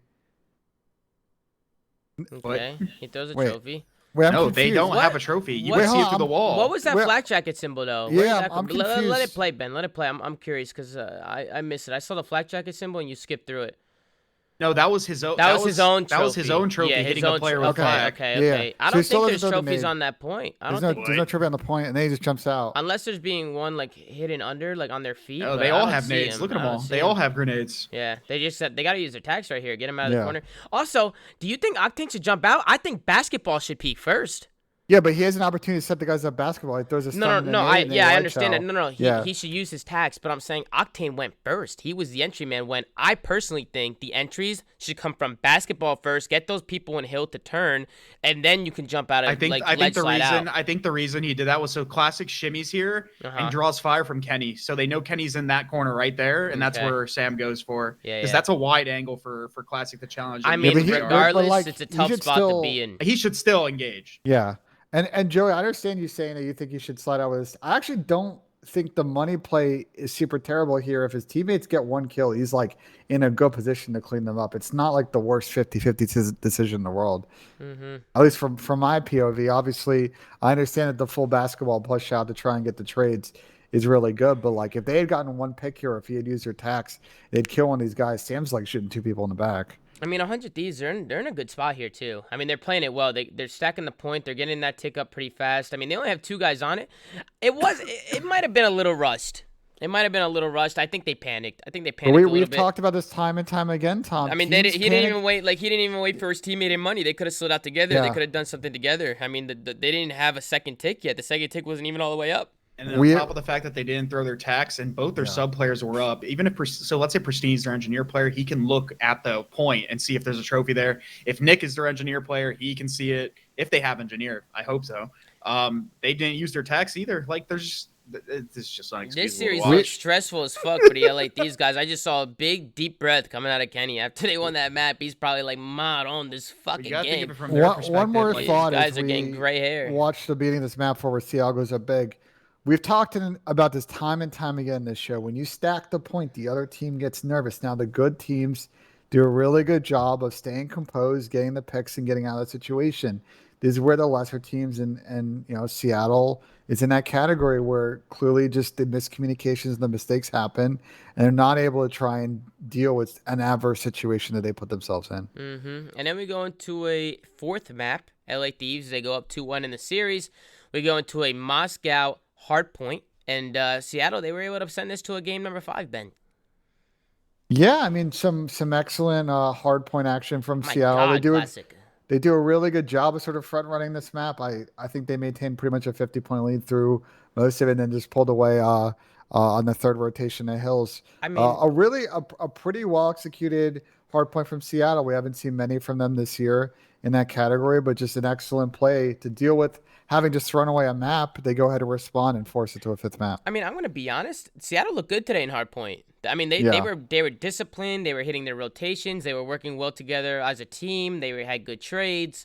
Their comms sounded pretty good. Like, I just feel like they were doing their fucking thing. I feel like the hardpoint wasn't their problem today. I feel like they also got 2 of their best maps. Like, I feel like these are Apocalypse lately since it came in the rotation. You saw them play a lot, and Moscow is one of them. I think they played a lot before, even with Looney on their team. So I feel like this map set, if anything, just benefited the hell out of these guys. Yeah, for sure. It's a good map for them. But we do have an Astro Gaming listening with Seattle Surge. Let's tune in and see how they sound. On top of us, Charles is dead. I'm trying to on globe. Globe Ken. GG super weak, 4 front. 2 globe as well. Walk at me, mini got me down. She's out. She's already out. I'm gonna hit P2. Alright, no one globe. I'm hitting P2. Front goal window. One on new right now, Teach. He's going Esky. There's 2 on there. I'm hitting P2. I'm going gold. Come and go with you. You're heading through? Alright. Okay, slide for you guys. Get it over. I think on the team close left. P2. Push close. TJ one close back. Going outside the hill, dead. Nice. TJ's P2. Globe and half all last. Half all got me. Oh shit, I went go window. I got TJ. Nice. I'm trying to save. I'm trying to look you right. Front go window, Kenny. He's outside, towards outside, dead. Got him. I'm charging half full here. Half all draws a dead. I can't chill. Half all as well, charging right.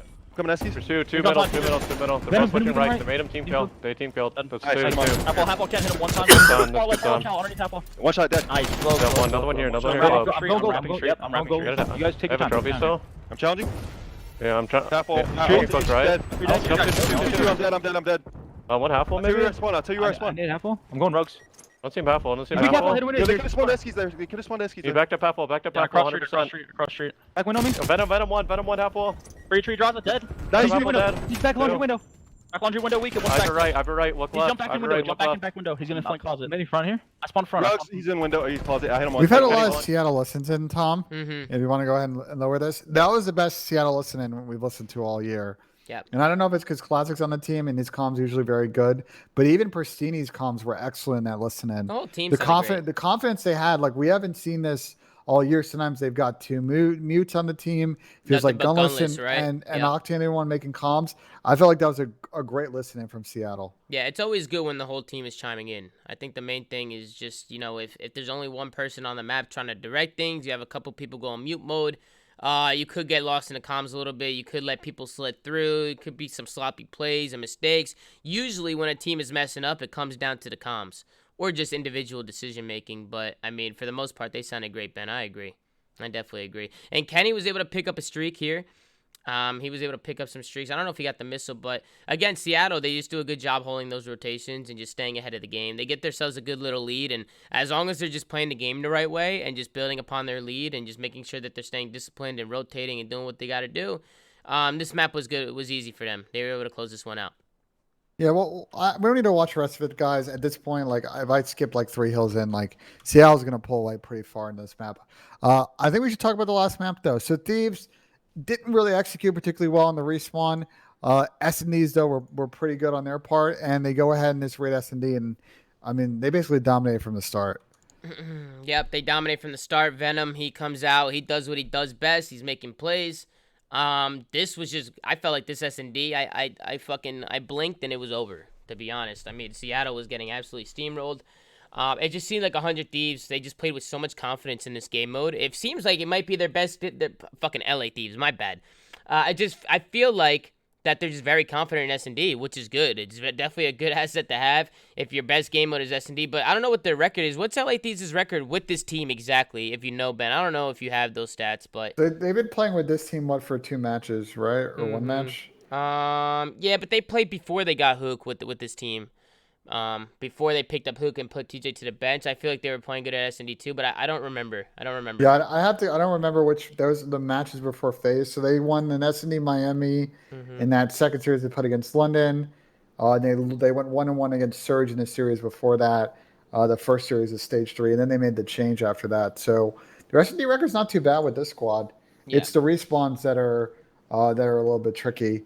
And yeah, I think in this situation too, this would have been a big 1v1 for Octane. Yeah, if Sam had gone in. Yeah, because you win the offense, you win the 1v1, you go to a defense, you could tie it up at 2, but instead they find themselves going down 3-0, and that's never a sight you want to see. You never want to go down 3-0 in an S&D, because at that point you have full advantage, you're in full control, you have all the momentum. So I think 100 or LA Thieves is just really feeding off the the momentum of it all. So just a good play by Drowser to predict this bomb planning and get Octane off the bomb. And then from here, it's pretty much smooth sailing for Thieves. As we watch this map, I want to kind of talk next steps on these teams. So for Thieves, they've got a pretty interesting schedule next week. We talked about they're going to play Paris on Friday. And then their match on Sunday is going to be against FaZe. So that's a huge one for Thieves. They can grab both. They're going to be in the driver's seat in this group. And then on the flip side for Seattle, well, they're also going to play FaZe, first match on Thursday.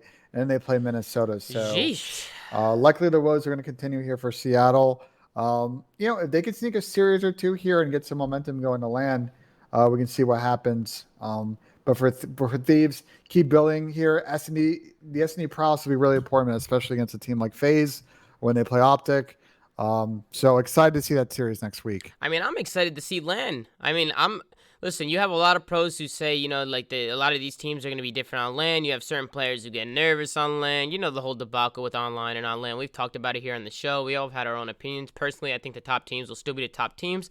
But I'm sure we'll see some differences, especially in the middle, lower half of the teams. We might see some teams perform a little bit better, especially with some of these well-seasoned veterans that we have with a little bit more experience on LAN. They might be able to sneak out some wins or sneak out a good event, but it's very hard to predict. A lot of that pressure is just internal pressure from the team, so we just don't know what teams are going to feel it or not at this moment. But agreed, this Seattle team could be a team that maybe is overachieves on LAN, and this Thieves team probably playing with a little bit less pressure than some other teams, just because they know that they just got a lot of time to figure it out before champs. They might come out to the Major 4 and play well and have another really deep run. So it was a fun series. This is actually a way more entertaining series than the first one. Yep, you see the frustrations coming out of the Seattle camp. It looked like fucking LA Thieves just lost 10 years of their life from that fucking series. But then we go into the next one. We got the New York Subliners kicking things off against Los Angeles Guerrillas. You guys already know that Asim wants to join us on the show. Asim, how you doing? Oh shit! I just got back from. What's going on, guys? You just got back? Did you just get back from somewhere? Did you poke him before you dragged him? No, I poked him. A good old drag. It's all good. Yeah, how we doing? How we living, boys? Pretty good, man. I know you're hungry. I know you want to go get food and go do your thing. But you said you'd come on for a few minutes. And I have to follow the tradition, Tom. It's a must. Get those Wasims in the chat. You played the Los Angeles Guerrillas today. These fucking guys had a FAR on the map. They had a QBZ. They had all types I'm of not shit. gonna lie, I was very confused. I started dying to that thing. I was Someone like, said they were playing weapon draft. Someone said they were playing weapon draft from IW.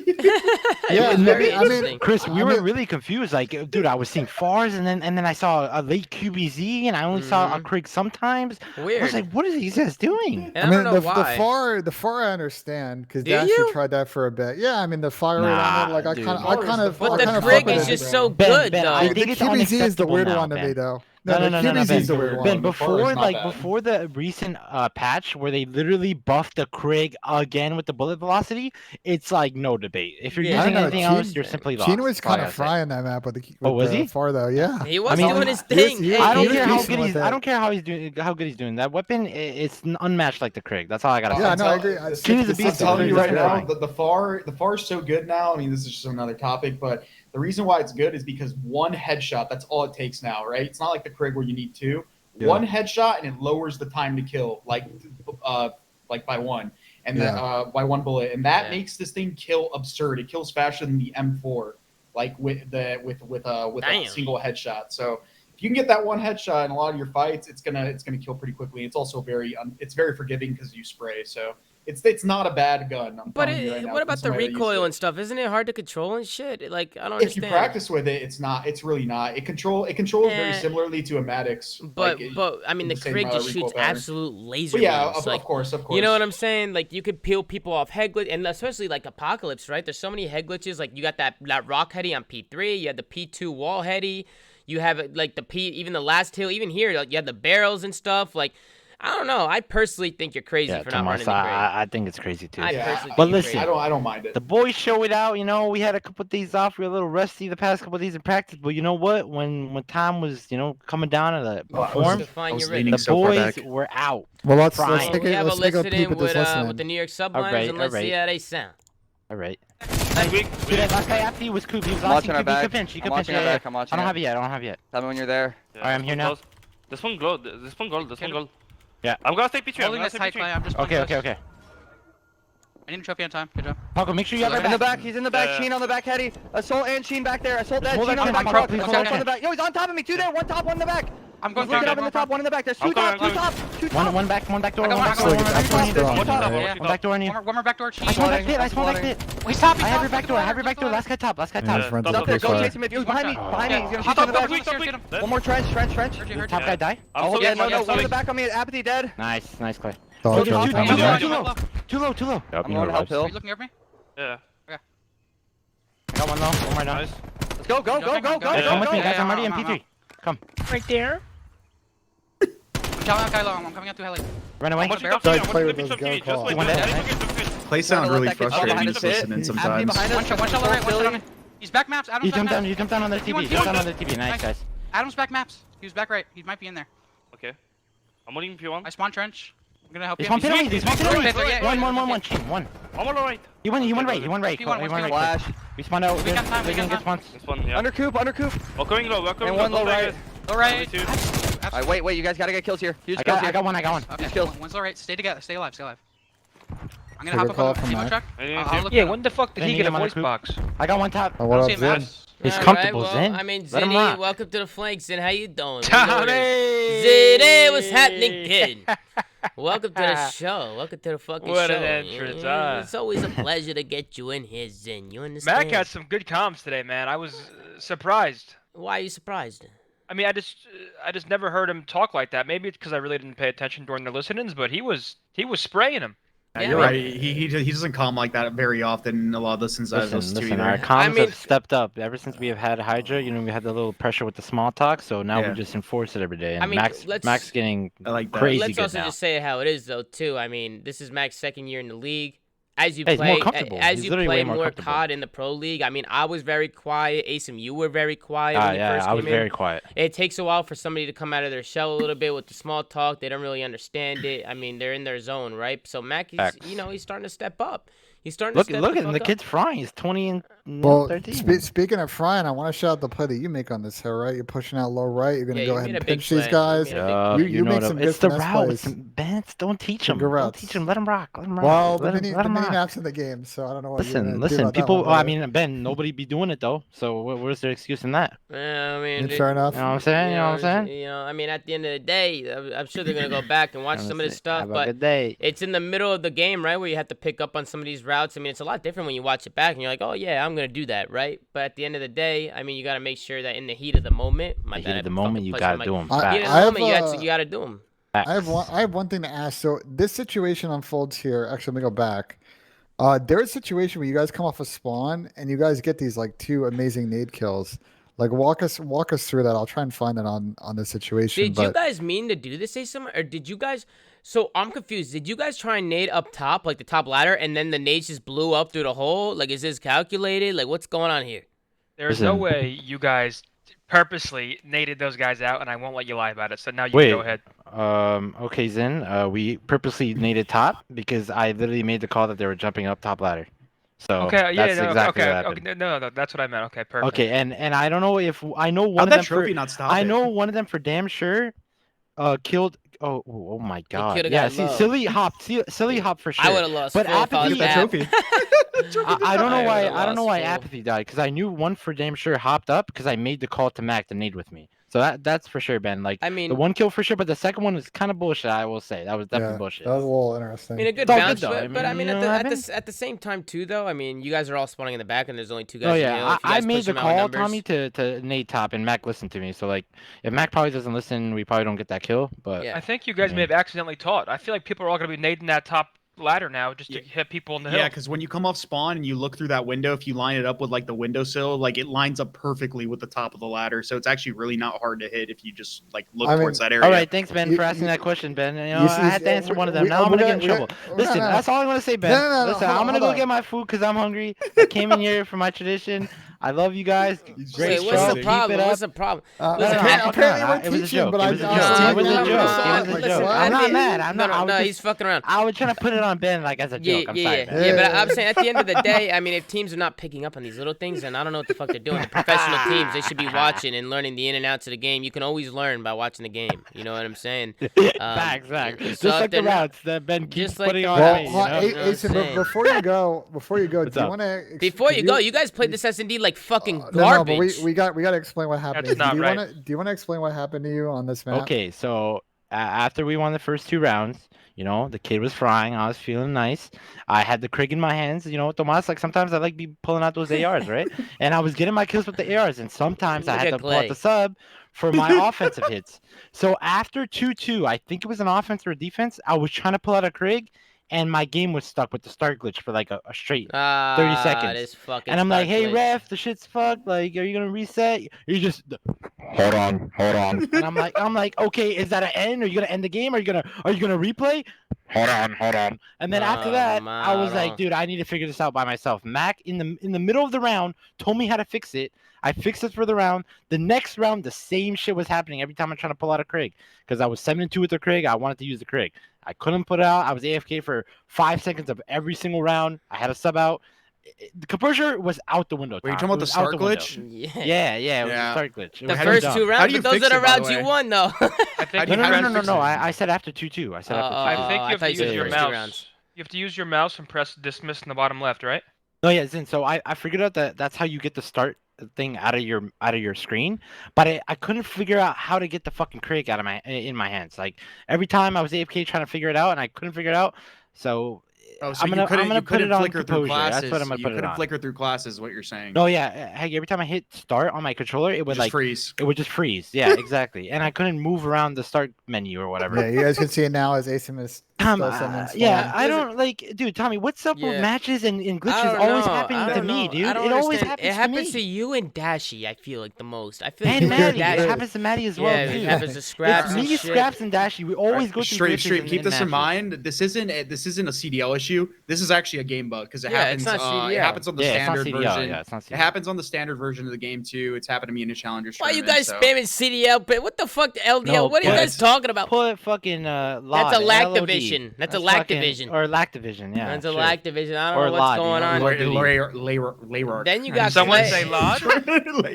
Then you got Clay. Then you got Clay fucking trying to make a hero play like he's fucking Superman. Dude, this beast. Look at him go by himself. Look, Clay. Clay, what the fuck are you doing here going by yourself? What are you doing? Look. I'm going to go where, guys, I'm going to do it all by myself. I'm going to do it all by myself. I'm going to push up with nobody there. Look, oh, I'm Superman. Goodbye. What the fuck, Clay? What the fuck was that? Okay, all right, guys. My I'm God. All right. I love all you. Appreciate you, bro. Have a good show. Have a good day. You the man. Let me get some chupapi moyenos in the chat, you know? Clay said I get that kill on land. Hey, All right, later, guys. Later, bro. Regardless, I'm just Later. fucking with you, Clay. You're a fucking animal. You were going off again. You fucking always doing your thing. Doing good. Have a Good good work day. for my fantasy team, so I'll always tap it. But definitely some little plays, some little things that I was noticing. But I'm sure the frustrations with Asim sticking in the fucking floor, whatever the hell. I don't even know what it is, a start glitch or whatever the hell he was saying. Would definitely had to be frustrating. But at the same time, I think LAG played good here. I think they outplayed the New York team. LAG is a good S&D team, which is why I was hoping that we closed it out in the respawns because I did not want to see this going to a fifth map. Definitely didn't want to see that. I did call a 3-1 yesterday.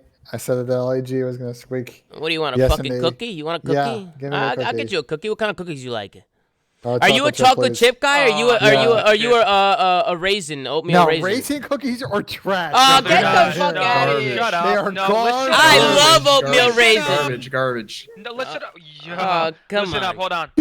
I'm not gonna make a big joke, but listen up. Chocolate chip cookies are superior, but a nice oatmeal raisin It's can good. hit the spot. No, yeah. It's not bad. It tastes terrible. No, man. that's not true. That's In the the worst. morning, when I'm having a cup of Awful. coffee, I would love an oatmeal raisin cookie. Now, at night, if I'm having a You glass should of be- You milk, should be having a cookie in the morning. Come on, eat something healthy, man.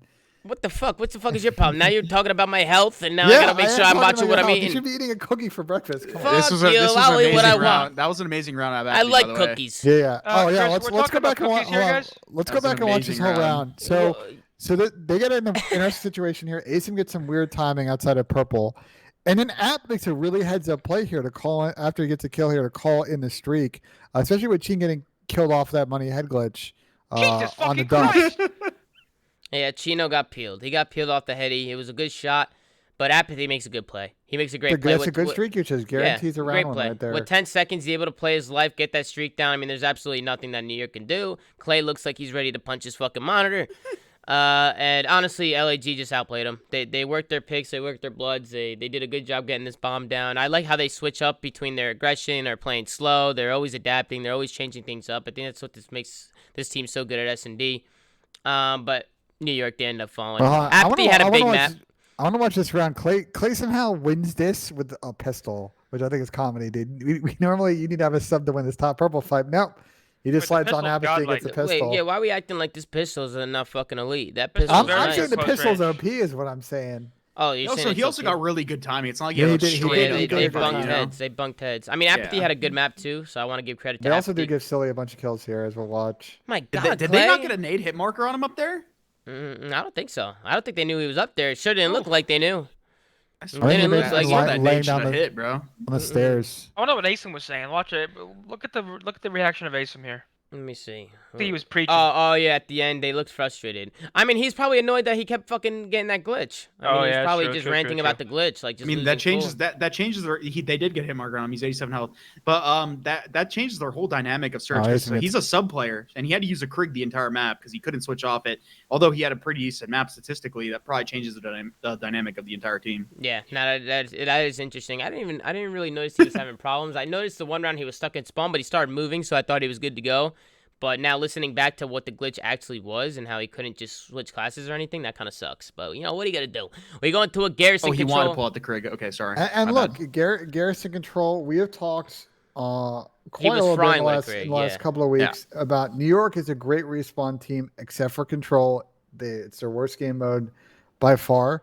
And they do a good job in this series. Look, we've also talked about how LAG is really good at raid control and not on the others. Say, okay, we'll square up on Garrison. And a well-played, well-executed Garrison control from the New York boys here to basically sweep it 3-0. Somebody said go to Asim getting turned on. Jesus Christ. Low key, there was almost a double turn on. Asim got turned on cam, and then they switched to Hydra, and he almost got turned on. I don't remember what round that I don't was. think. Have we ever seen a double turn on? Have we ever seen that in COD where somebody gets turned on, you switch to another screen, and then they get turned on? I don't think so. I don't think we've ever saw it. But They they stopped shooting. They stopped shooting. They stopped shooting. But is that still considered a turn on? No, Clay? Is that still? I think it's still considered a turn on. But if you stop shooting, it's way different. I personally have never considered a stop shooting turn on. Okay. A turn on. Okay. I mean, people are gonna drag the fuck out of it anyway. You know what I'm saying? You should have saw the chat lighten up when he stopped shooting. And people drag turn-ons when people get around corners and then they come back. Those aren't even turn-ons either. Yeah, those are the worst. Yeah, I don't know. But anyway, New York, they did a good job just getting kills. They won the first offense to go up 2-0. I think they do a good job to get this B point initially. They got a lot of time to work with, and they just work some kills, and they get onto that 8-point, work a stack, and it's just easy sailing from them. They go back to a defense, and they're able to close it out. So there's really not much to talk about here, Ben, unless there was something that really I want to caught talk your about eye. this situation. LAG, we've seen teams like they're so afraid of these situations, these transitional periods between A and B, and like LAG try to get green control. They never release anyone lights. They're kind of giving up the B point, even though New York has one person capping it. And then when they do try to decap B, when they realize they have green control, they all kind of die, and they give New York a free A cap as we watch this round play out. Apathy's 1-9. Yeah, that also doesn't help. Apathy's struggling. He's not picking up kills. I mean, you just can't all give up green. I agree. He had less kills in this map, Tom, than he did in the S&D. They make a huge mistake giving up green like that. Like, they can't just... Because look at New York now. You know, they just looked like they didn't know what the fuck to do. They were like, with a little sliver left, they start pushing towards that B side of the map. They get the kills. New York gets it right away. And then because they gave up green, because they just chalked up green control to go try and hit the point out, New York was able to just waltz onto the 8-point, and it was just easy sailing. I mean, that just looked like a good round from New York, but maybe some trolls coming out of the LAG camp. I don't really know what their thought process was right there. Maybe there was just some comms. Maybe they were just like not on the same page or what. But then we go into the third round, and again, New York. I lost full when Silly. I understand it's a 1v6 at the end, and Silly's like, come on, he's probably not going to win it, but he didn't even try to get into the point.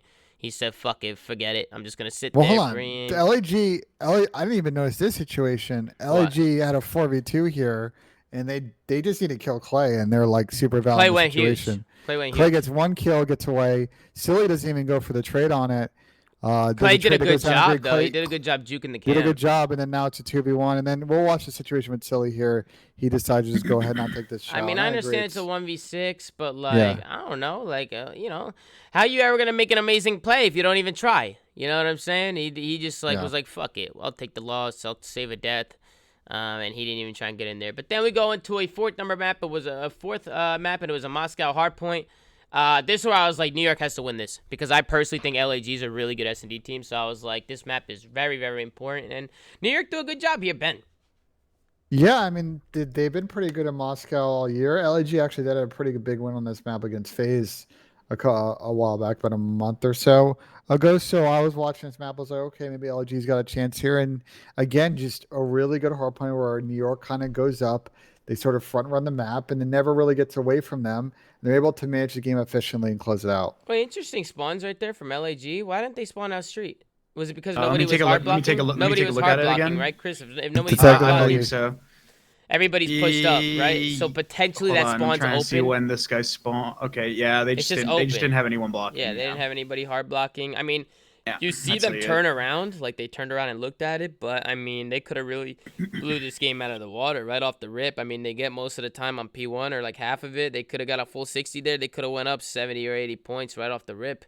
Yeah, this is just the thing in hardpoint. So they had two players pushing past the hill. So in this game, whenever you're pushed past the opposite side of the hill, that influences the spawns. And usually for every spawn point of every hill, the back end always has two spawns. So there's one bottom police, and then there's one on the street right next to police. Yeah. And since they had two players flooding past the line, it just opened up the secondary spawn that Matt couldn't block from in the hill. Yeah.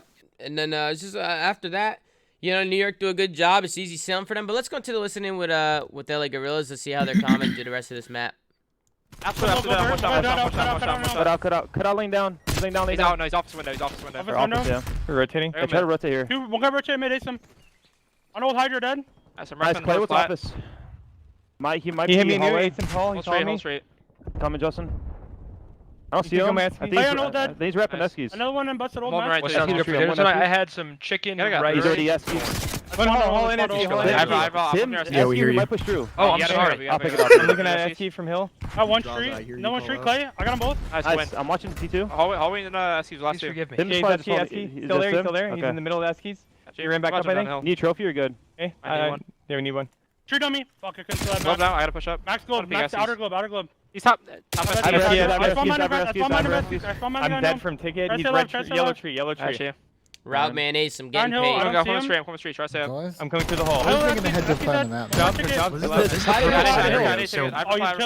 I'll wait till the listening finishes, but you're good. Go ahead. Okay, what I was going to say was they have control of Eskies, so when you have control of Eskies and you don't opt to challenge the hill right away, it keeps the player that's plat for LAG honest because he has to make sure that he doesn't get through to P2, right?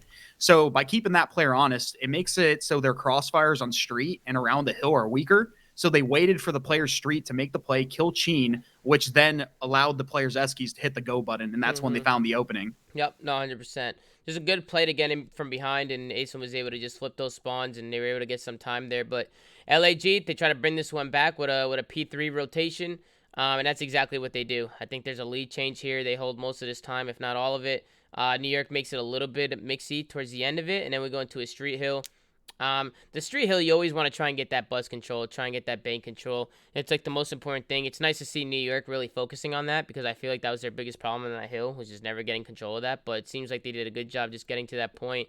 I think somebody got there really early and was able to push out Globe and just kind of be a nuisance. I think it might have been Asim again, but I'm not even too sure. But it was just a very close game, very back and forth. That was man. One thing they do good here, Tom, is they put a lot of mid pressure on when they hold these street hills. I've noticed in this map and other times they played it. And it sets you up for the back end of this hill because if you do die bust, no problem. You're spawning P2 side. You've already got middle, so you're rotated for next. And you can go ahead and chain P4, P1, and P2 together and get out to a big lead. Yeah, I love how early New York rotated. I mean, you saw Clay and Asim. I mean, Asim was top Esky with 15, 20 seconds left. Clay was already mid-map. They're making sure no one is hitting that long route on them to try and go around and close out this game. They do a good job, but the flips do come in. New York does realize it. I think they make a good heads-up play, realizing that the spawns come in. But New York was able to close this one out, Ben. It was just a good map from them. It got a little bit mixy. It got a little bit scary.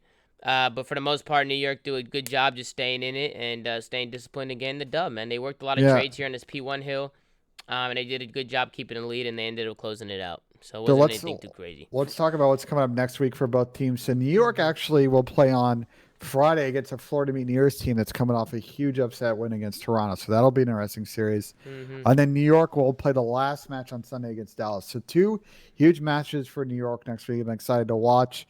On the flip side for the boys from Los Angeles Guerrillas, they're going to play Dallas on Thursday.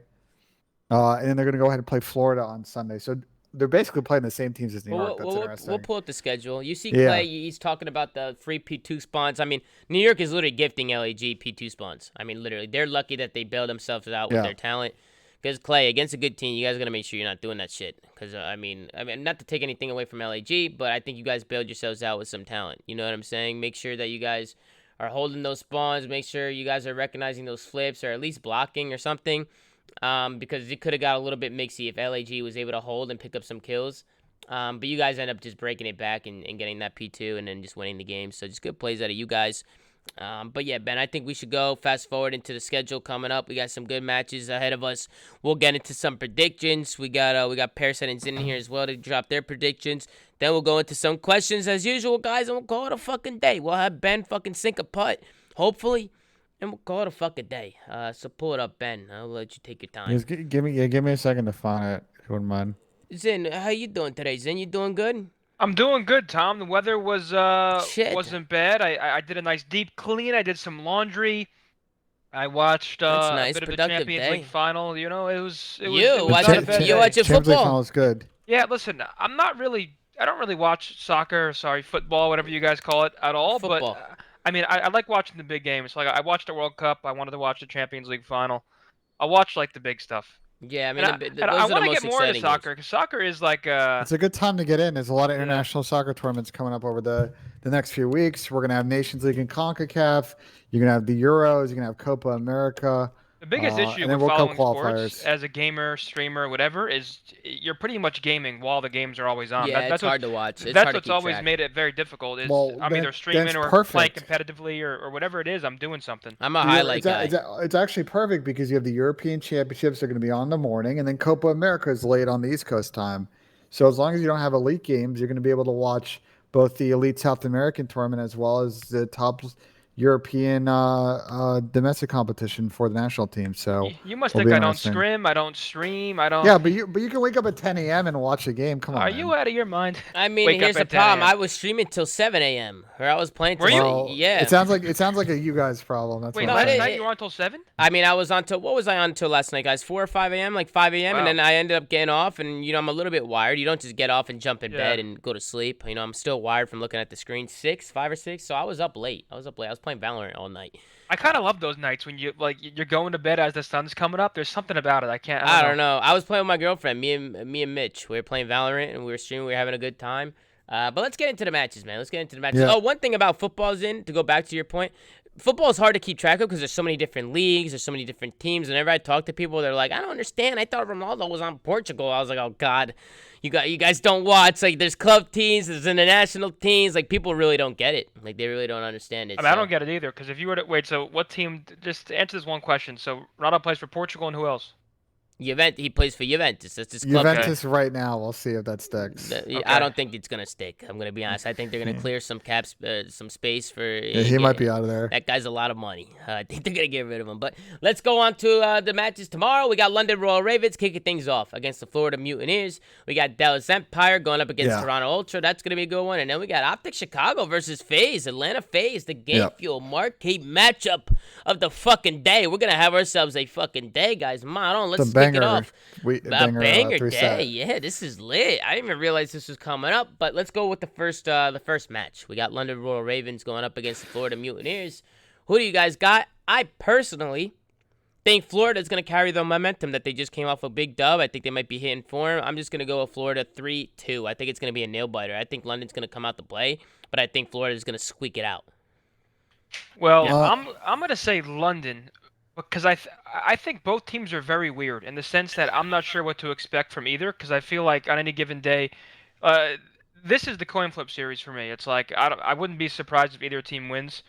Florida, if we see more consistency out of them, I would put them as the overall favorites. But London looks solid in a weird way. No, they look better than I was expecting. Alex was playing better than I was expecting him to play after not playing for months. So I'm gonna go Royal Ravens 3-2 for that one. I'm going to go Florida 3-2 because I agree this is a coin flip series. These teams haven't played each other this year. And Florida looks like, at least like this week, the better S&D team. And generally, when I get put in this situation, I'm going to pick the better S&D team. So we'll say Florida in a Game 5 thriller to open up our Sunday play. Yeah, I think Florida also takes a Game 5, but again, I don't really know what to expect from either of these teams. Like, I'm not sure if we saw a really good version of London or a really poor version of Dallas when they played. So, and it's the same way with Florida and Ultra when they played. Did we just see a bad Ultra, or is Florida actually playing really well? So I'm really honestly not sure what to expect from this match whatsoever. Nope. And then we go into another one. We got Dallas Empire kicking things off with Toronto Ultra. I personally think Dallas, they need a little bit more time with Vivid. I think they're going to get to that point where they're going to be able to compete. But right now, I feel like Toronto Ultra has that edge on them. I just feel like Toronto's just been a really good team all year. They obviously won an event. I'm personally going to go with Toronto 3-1. I think they're going to put Dallas away tomorrow. I do. I'm going to say Toronto 3-2 because Dallas will keep them honest. I think this is a big series for Toronto. They don't want to go on a 2-game losing skid. I think for Dallas, I agree they still need a little bit of time in the oven. Not bad, Ben. I actually I like that. I like that. A little bit more time in the oven, Ben. Cooking it up. They needs a little bit more. You are a moron. A little bit more internal temperature. He's a funny moron. He's funny how. Yeah, I know. We'll take Toronto in a nice little Game 5 again, back-to-back Game 5s. Toronto 3-0 for a nice Sunday. All right, Zin. Toronto 3-0. I could have predicted I'm going against the grain. No, hold on. I'm not saying Toronto 3-0 because I'm on Ultra. I've been very honest on this show my entire time. I don't listen. They signed my checks, but still, I'll give you the real rundown. I don't think Dallas looked great. In fact, I think they look pretty poor as to what we'd expect from them, and I think Ultra doesn't like losing, especially when they've been so dominant. I think they come into this match and go 150% and just put Dallas away quick. Yeah, Going it was against just the way. grain It was here. just the way you said it. But yeah, Going ahead. against the grain, and I think Empire is going to win 3-1. I think Porter is just going to come out and be the greatest player of all time because he's been sucking.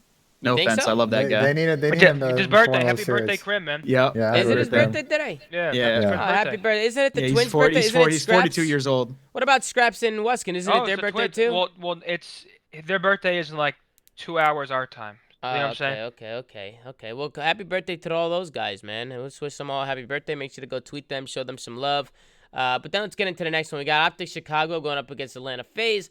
I think Optic look really good. I think they're definitely a top 4 team as they showed last event. I also think they haven't dropped many maps. Haven't they only dropped like 3 or 4 maps in like 5 series or something like that? Like they're definitely looking really good. Yeah. I just, for some reason, I just feel like, FaZe is just... I personally think FaZe is going to close this one out. I can see it being a nail biter. I just know what FaZe brings to the table, and I think they're going to be a tough team to beat. And I think FaZe is going to really want to win this one. Obviously, they're going up against a powerhouse team like Optic, so I'm going to go FaZe 3-2. I can see it being a nail biter. I can see Optic taking a couple maps, so I'll give it a nail biter series. I hope we do see a really good series because I really want to see this go down all the way to the end. So I'm going to go FaZe 3-2. I'm gonna go FaZe 3-1. I think the problem with this matchup for Optic is they just haven't, in the 2 series they played against FaZe, they haven't had any traction in the S&Ds against FaZe. I think Optic look good to take at least one respawn this series, but unless they can come out and take that map too, I have a feeling that FaZe is gonna finish this out in 4. Who you got, Zin? I'm gonna go Optic 3-2, and I don't really have an actual super big reason why. I just have a feeling Optic's going to come out strong. I think FaZe looked vulnerable at times versus Paris. Obviously, still the better team. And if you were to ask me who the better team is, I would obviously say FaZe. But I don't know. I feel like Optic's going to come out swinging and Just maybe catch FaZe off guard. Yeah. I mean, Optic can 100% come out and of course, and win, I mean, green wall. I'm going against the grain again. FaZe. I always put my faith in FaZe, but I'm going to say Optic's going to come in 3-0. Oh, 3-0. Yeah, they're just gonna fry, bro. I'm telling you. Okay. I have a really good feeling. All right, interesting. You predictions. have Dumbledore. You have. I mean, Listen, hey, man, it's Call of Duty. I'm going against the grain here, man. I want to go the same route as everybody else. I mean, I like that. I mean, it's not like it's impossible. I mean, it could happen. But we'll see. We'll see what the fuck happens tomorrow. I mean, hey, it's 2 powerhouse teams, 2 very good teams. So I feel like anything could happen. But again, at the end of the day, it's just predictions. But I think we'll go into some questions, guys. If you want to drop some questions in the chat, we'll do the best we can to pick 2 or 3 of them out of the chat. And as always, guys, it's always a pleasure, to do this show with Ben, J, and Asim. We got some guests coming on today. We got fucking Zen. We got Parasite. We got Asim. I really do appreciate these guys coming on board. But if there's any questions that you guys want answered, drop them in the chat. If not, we'll move on to Ben dropping a fucking puff for us. What should happen with Apathy? Another 0.7 today. What do you guys think? You think App's on the struggle bus here? I don't think it's just Apathy. I just don't know. Silly came on and he made some good points, right? And he made me even sit here thinking, damn, maybe LAG's a top 4 team. This guy can speak. But, I don't know. Something just not clicking.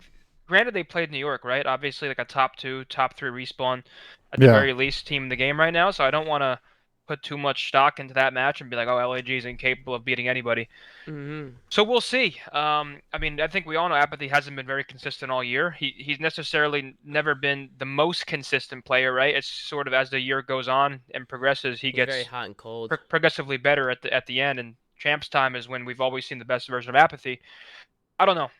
They're not gonna get rid of Apathy, to be honest. I personally think, and I feel bad for Brian because I know how talented he is. These last 2 years, ever since franchising started, he's been on very bad overall teams. Not saying any person on the team is bad or good. More so just the team environment, and the team is just very weak. Last year, I think it was Seattle, and now this year it's the Guerrillas.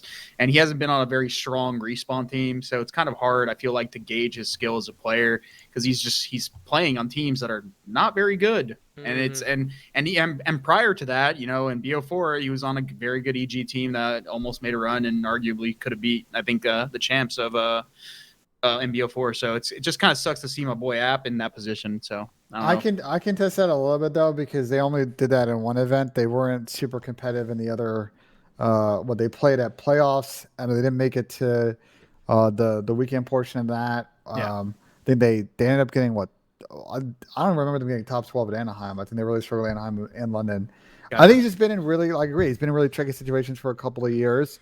And, you know, it's going to get to the point where it's going to be tough for him to figure out team situations. I'm just, again, still confused about this LAG team and what the goal is, because they're being somewhat competitive in this series, but there's enough data now to show that this core group isn't going to clutch up against good teams. So I'm not really sure what the goal is. I think it's too late, though. I feel like for them to even do anything else, if they really felt like they need to mix up their core. I think they had a player they could have mixed up with, late. but they sold him.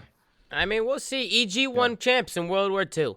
Oh, yeah, but EG also all time out. EG also went to EG was shit the whole year and well. won champs. What are you talking yeah, about? they weren't shit the whole year, though, to be fair. They placed second at the event before, and they're lucky they 3-0'd my team, which was, oh, brother.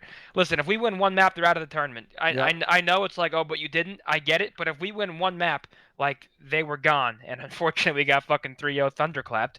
But that was a fluke. World War II also had cab wall. You think that was a fluke, Sin? Sniper rifles, and Embry strats. You don't think it was eggs clutching up? There's no Embry strats on this game. They were also really good at the CWL Seattle event. Go ahead. Listen, you have to give them their credit. Like, obviously, without a doubt, they won, and like they deserve to win that event, I guess.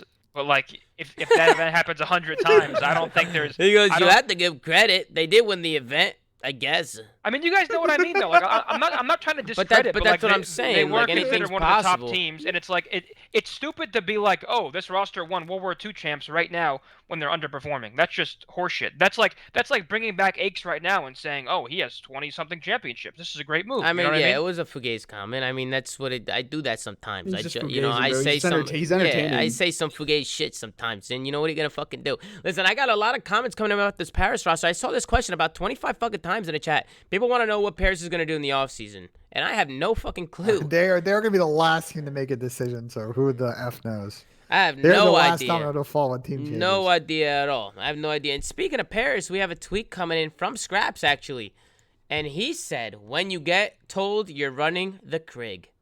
And they're making another role change. I guess they're making another role change, Ben. What do you think? We'll end it with this one. What do you think about so the now role Donnie's change? back on his up? Yeah, dude. Like I don't know. Donnie's been playing good. He's been doing his thing. I mean, this is the core problem with their team. They picked up Don, who's I would say at this point, he's way better as a flex player than he is as a second sub. And that's the same problem with Scraps as well. Not saying that both players can't run a sub, but their best position's in a flex. So then they're going to keep rotating players back and forth to see who can be the most consistent with the second sub. You don't think Aqua's pulling out a sub, do you? I hope not. I don't know. Listen, I don't know what these fucking guys, I think the problem Chris. with Paris is the only actual playmaker is Nick. Or not Nick, sorry. Fucking Nick's hell, I right forgot. now. Yeah, sorry. Zaptius. Yeah, so like I feel like Zaptius is like the odd man out when it comes to like playstyle. If you like Aqua's not like Aqua was playing a lot better before. He hasn't been that great. And then Donnie and Scraps are like just super good slayers. Like they're not like super quick Aqua's been playmakers. slowing down a little bit. He slowed down. He started the year so hot. And then I don't know what happened. I feel like he's just been, average. He's been average. And I know what the ceiling that guy has. I know the potential he has because we saw it. So I think everybody on the team is going to have to step up a little bit. But it's weird to see the role change because I personally think Temp has been looking the best he's ever been looking. He looks good. Donnie's been frying. I don't feel like it's their issues. That their issue is their roles. I feel like every time we've watched them these last two series with Zap, and it's just coming down to miscommunication or situational misplays. Right. It's not the weapons in their hands. So I honestly don't understand it. Interesting plays coming out of the Paris camp. Listen, I don't know, Chris. I don't know. Interesting plays. But ladies and gentlemen, you already know what time it is. Benji Asim is going to step up to the green. See if I can putt better. I got the scene. I got the scene all set up already. Look at the scene I got set up today. We got Ben with the shorts. Ma, don't pick up your pants. Fuck. He's got the socks and no socks on today with the slippers. No, he's good. There's no buck pack. He steps up to the green. He's going to line it up. He's slippers. Not me, bro. He's got the Nike shorts. He's going to smoke it down. And he sinks the putt. And Benji Asim closes out the show with a big one. Let's get a round of applause, ladies and gentlemen. Let's get some claps to the chat. Come on, show this guy some love. Yo, Ben, you're looking kind of drippy right now, bro. Yo, you got the slippers on, no socks, man. With the Nike socks.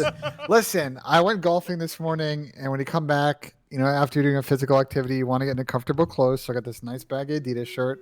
It's nice basketball shorts and these slippers, man. You got an Adidas shirt on with Nike shorts with slippers and no socks. Yeah. Looking better than definitely, ever. Definitely what you would say an A+ fit. Looking better. It goes hard, Chris. I like the fit. I fuck with the fit.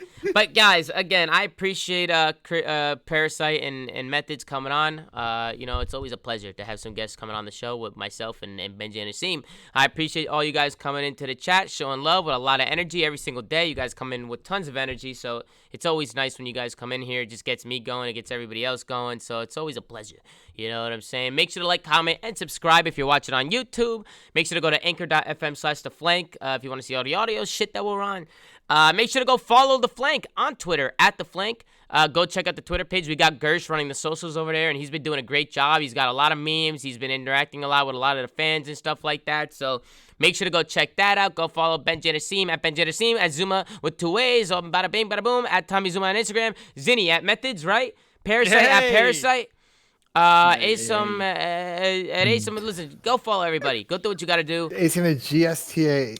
You see Joel spamming the Discord in the chat. Guys, we do have a Discord, a Zoo Mafia Discord. It's very active. We do watch parties. Joel's been hosting a lot of watch parties. I went in there today and actually said hello to some of the guys. We watched a map together. I spent some time in there, and it was a great time. So if you guys want to go check that out, go check out the Discord, man. All right, so I appreciate you guys watching. I love every single one of you. I appreciate the support that you guys bring every single day, and I love you guys. We'll see you guys tomorrow after the matches for another episode of The Flank.